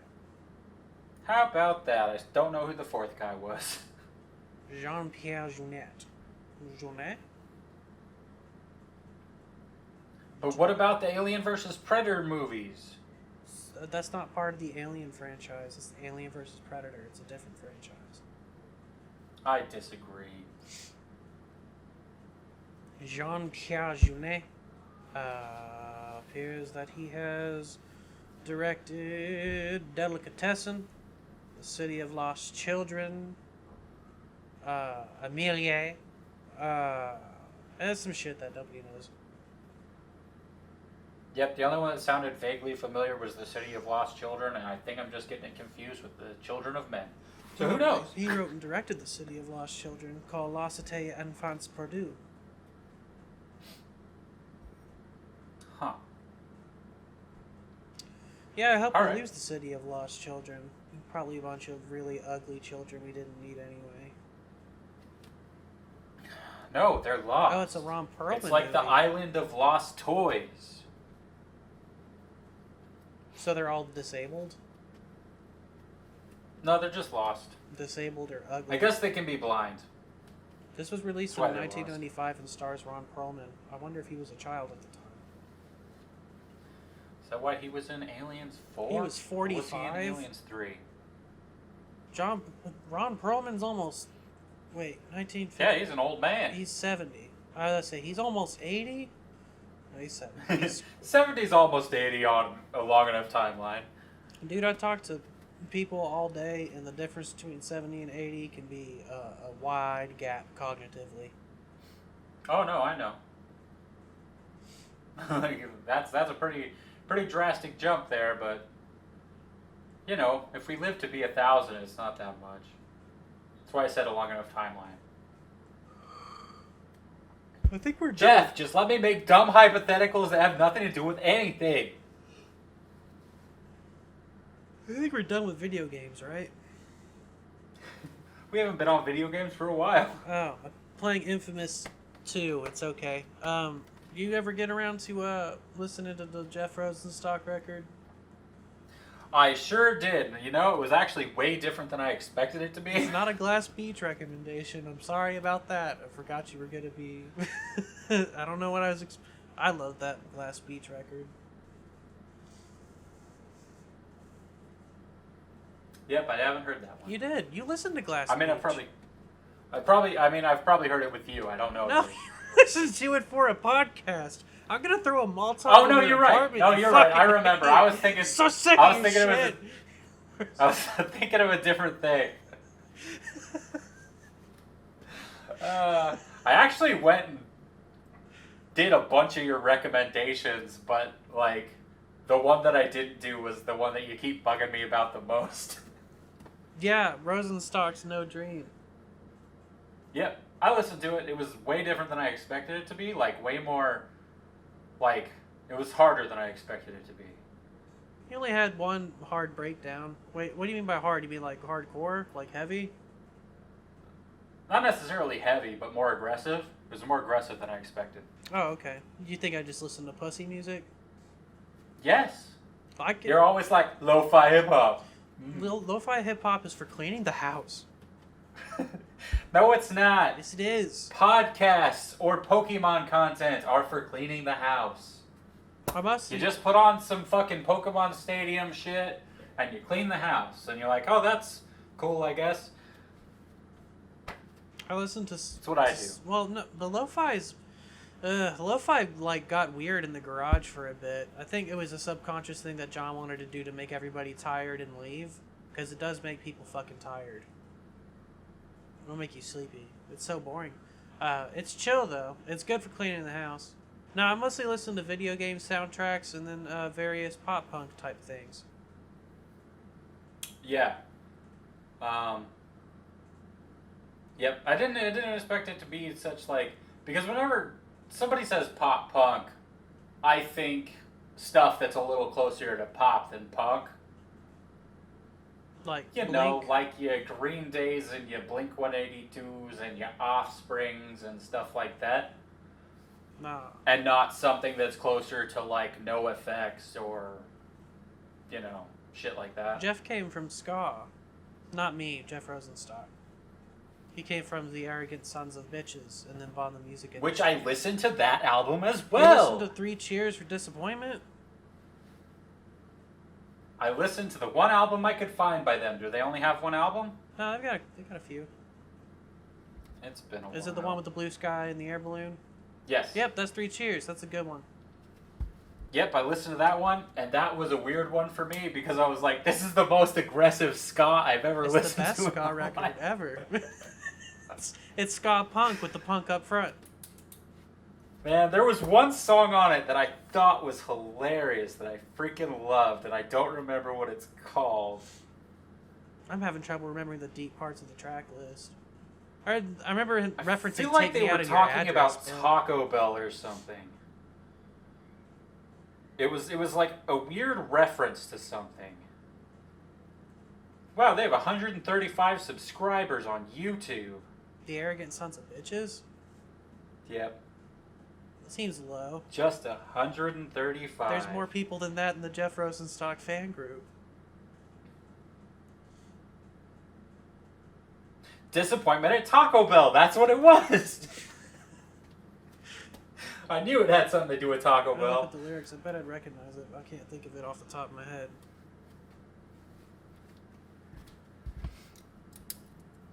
I love how that record opens so much. It's so much fun. It's such a nice summery record.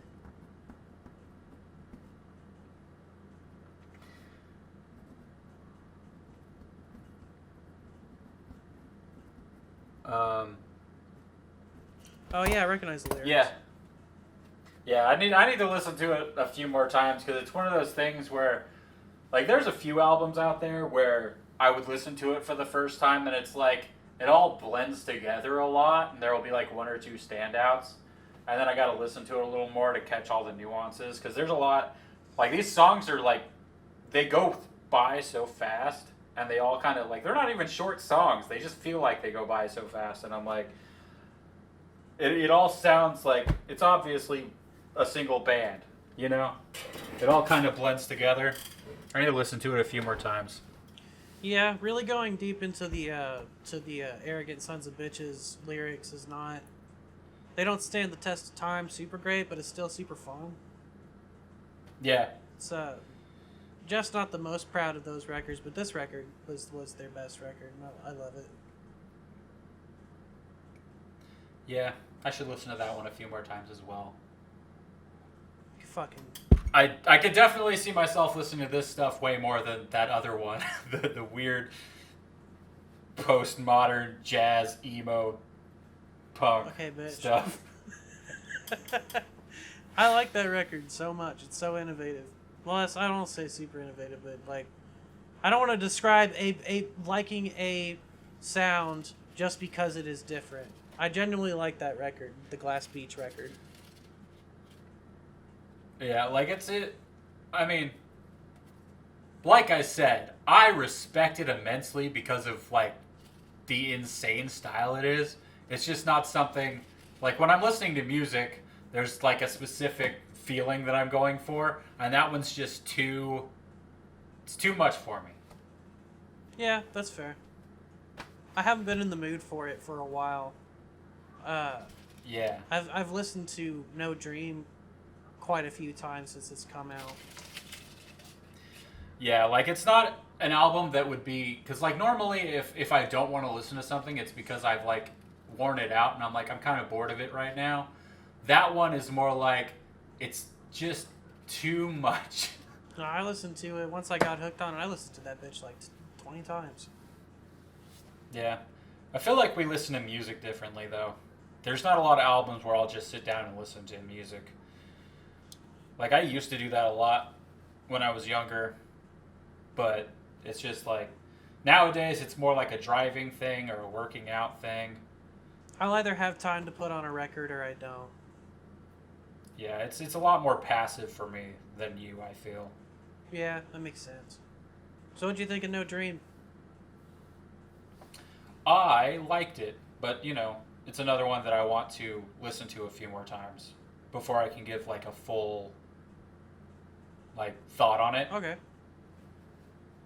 Because like it legitimately surprised me that it was more aggressive than I thought. Because I did think of Jeff Rosenstock's stuff as like a bit softer, I guess. Where'd you get that? Like slightly more alternative, I guess.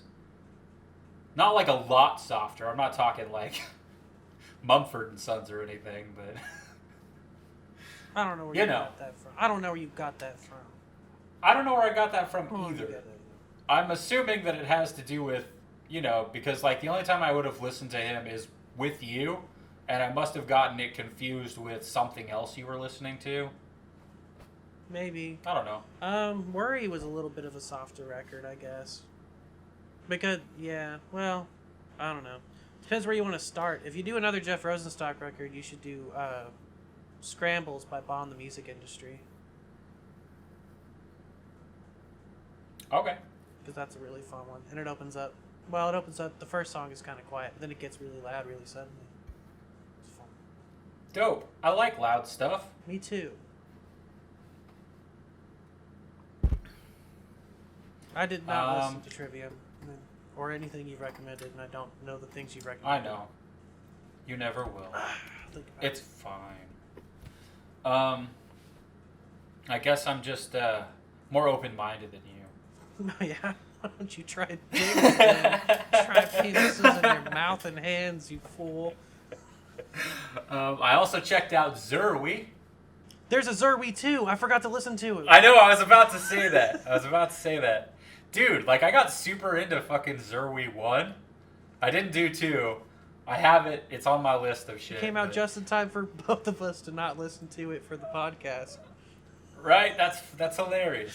But I listened to the first one. I really liked it. I was like, damn, this is just like a couple more Weezer tracks. This is great. And then after that, I was like, I'm going to go listen to Weezer now. Yeah. Like, it's easy to forget you're not listening to Weezer. His impression is pretty good. Yeah. I'm excited to check out the second one. But I went back and I listened to the Black Album. I love Weezer's Black Album. Some people be talking shit, but... Is that the new one? Pretty much all their albums are great. Is that the new one? Black Album? Yeah, it's their newest one, yeah. They're all in, like, rubber dom shit on the front cover, just in black. I haven't listened to it yet. It's Is a that bit the one with the poppier. Africa cover? No, that was the Teal album. Teal. I listened to the Teal before album, this one. and there was a couple of okay moments. I listened to the White album as well. There was a couple of okay moments. Yeah. I don't know. I've liked all of their albums a lot except for Rattitude, which I liked a couple songs off of it, but that was really the only one that I've heard that I'm like, But But I kind of feel like if I was to go back to it, I would be all right with it at this point because I got more used to Weezer doing a lot more poppy stuff. It is easier to go back to a catalog change way after it happens. Yeah. But like I really enjoy the Black Album. It's weird because they go a lot lighter in some places, but it's like a lot more attitude driven. Like there's a lot of stuff that's just like, yeah, fuck you. Like there's a song about them like listening to, like, somebody brings up a fucking like mixtape or whatever, and hey, check out my band, blah blah blah, and he just talks about turning it off halfway through and how he's sorry, but it sucks. And it's just like, wow, this is it's ice cold, but it's a pretty funny song because that's just kind of like the starting scenario, and it builds up. Just about being honest. It's pretty good. I definitely want to check out the Black Album. I'm always in the mood for more Weezer, even if I'm disappointed. Yeah. Yeah, I don't think I've ever been like super disappointed by Weezer except with Rabbithole, and that was because it was a big change. I thought a new Nickelback... Because they were like, here's our song with Lil Wayne. I thought a new Nickelback record was supposed to be coming out. I guess he just put out a cover of Devil Went Down to Georgia. Well, that seems sleazy. Sorta. I listened to the first 20 seconds of it because that's how news articles work. But yeah. Oh yeah, new album, No Fixed Address, available November 17th. No one's gonna remember you're gonna come out with an album by then. For Nickelback? Yeah. It's on their official All right. website. November 17th, there will be a new Nickelback record. Why even let us know this far ahead of time? I mean, I give zero shits about Nickelback since,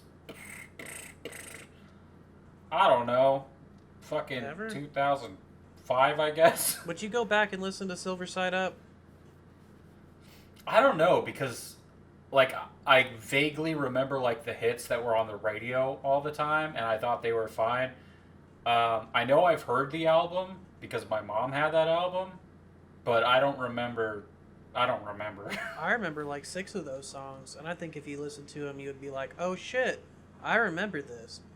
It's one of those albums that had like a shit ton of like big hits on it. I'm sure I know all of the songs on it, like like going back to fucking Papa Roach or something, where it's like, why do I know all the words to these songs whenever they're so like non-specific and very vague, just bullshit filler lyrics that mean nothing. Like, I remember every single fucking word because I heard these albums a lot when I was younger. Yeah. It's so weird. The Nickelback album I think I'd be the most afraid to go back to would be All the Right Reasons, because I remember liking it. I also remember it being fucking stupid and soft.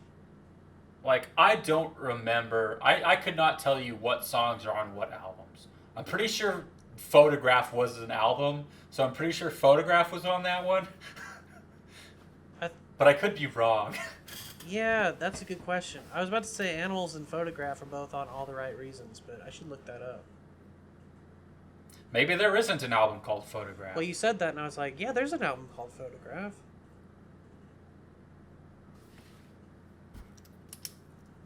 Nope, it's the Photograph is track 3 on All the Right Reasons, and Animals is number 4. Okay. And then Saving Me is number 5. They really fucking put that shit right together. Ooh, I remember I hated that fucking song. I was so annoyed by that song. And then Rockstar was track 11. I can't listen to this thing again.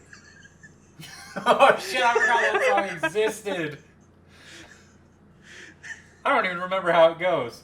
I almost went into fucking Cypress Hills Rockstar just now. I could do it, but I don't want to. Oh, okay, God. Looking at the really titles, care. I can feel all these lyrics and being back in Tunica, Mississippi. I think I'd still know all the words. No, I'm not listening to this. I'll go back and listen to Silver Side Up for what the fuck are the tracks on Silver Side Up? Alright. I can't believe all 4 of those songs are on the same record. Jesus. Yeah. There's so many bands that I liked back then that I just don't even listen to now that I feel like I would still like. I'm definitely not going back to Nickelback. God, that was hard to say. There's too many backs in it. No, How You Remind Me and Too Bad are the only Nickelback hits on Silver Side Up. Huh. Still bet I know all of them. Oh, I'm looking at some of these tracks that I know the words to, but that were not on the radio. Like Never Again and Hangnail. Huh. So I think we should All right. definitely, as a podcast topic, go dig up some old Nickelback records. Ew. Yeah, I don't want to do that either. I'm like, who is this for? It's not For like John. because like it's not for me. It's not for. I mean, maybe you. I don't know, but it's not for an audience of any kind. Just think- be like, this is us talking about Nickelback. I think there's room for someone to come back and defend Nickelback. I mean, haven't they taken enough abuse? I mean, if I'm speaking from a point of view of like, Nickelback is not like the worst thing ever. It is like what I would refer to as like cringecore a bit, but there's a lot of bands that I used to like that kind of sit in that area now. I think the cringiest thing about Nickelback is people who feel obsessed with criticizing Nickelback. But my thing is like that's the meme, bro. Yeah. That's all that is. That's just the meme. I don't think anybody out there is legitimately. I mean, I'm sure that there are some fucking elitists out there who are legitimately criticizing Nickelback, but for the most part, it's just people jumping on the meme. Like, that's just what it is. And the meme is stronger than reality. That's how it is. Are you there? Yeah, I got distracted by Okay. Facebook. Gotcha. Yeah, I joined a group called Not for Puss Puss, Hurt Puss Puss. And I don't know if you're aware of this new rap song WAP that came out. Nope. Yeah, well, this would take way too long to explain. Anyway, there was somebody had felt as a good... No, I'm not even going to get into it. We should update my Facebook activities for the audience, though, since that is podcast fodder. Okay. The So we, Oh. well, hang on a sec. We've been going for over 2 hours now. Have we? I think we could definitely pull out another podcast out of our asses. Do we want to end this one and start another one? Okay, you want to finish up music?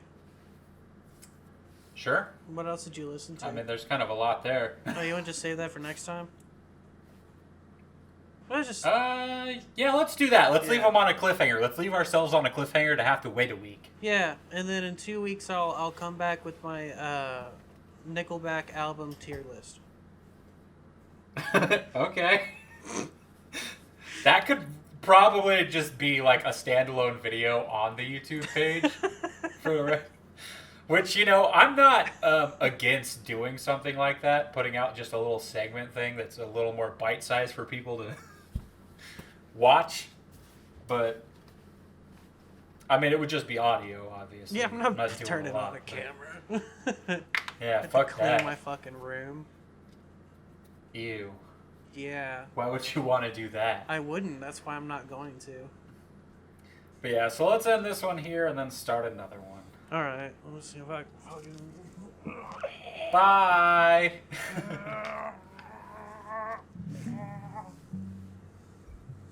We gotta do the outro music, audience. It's okay.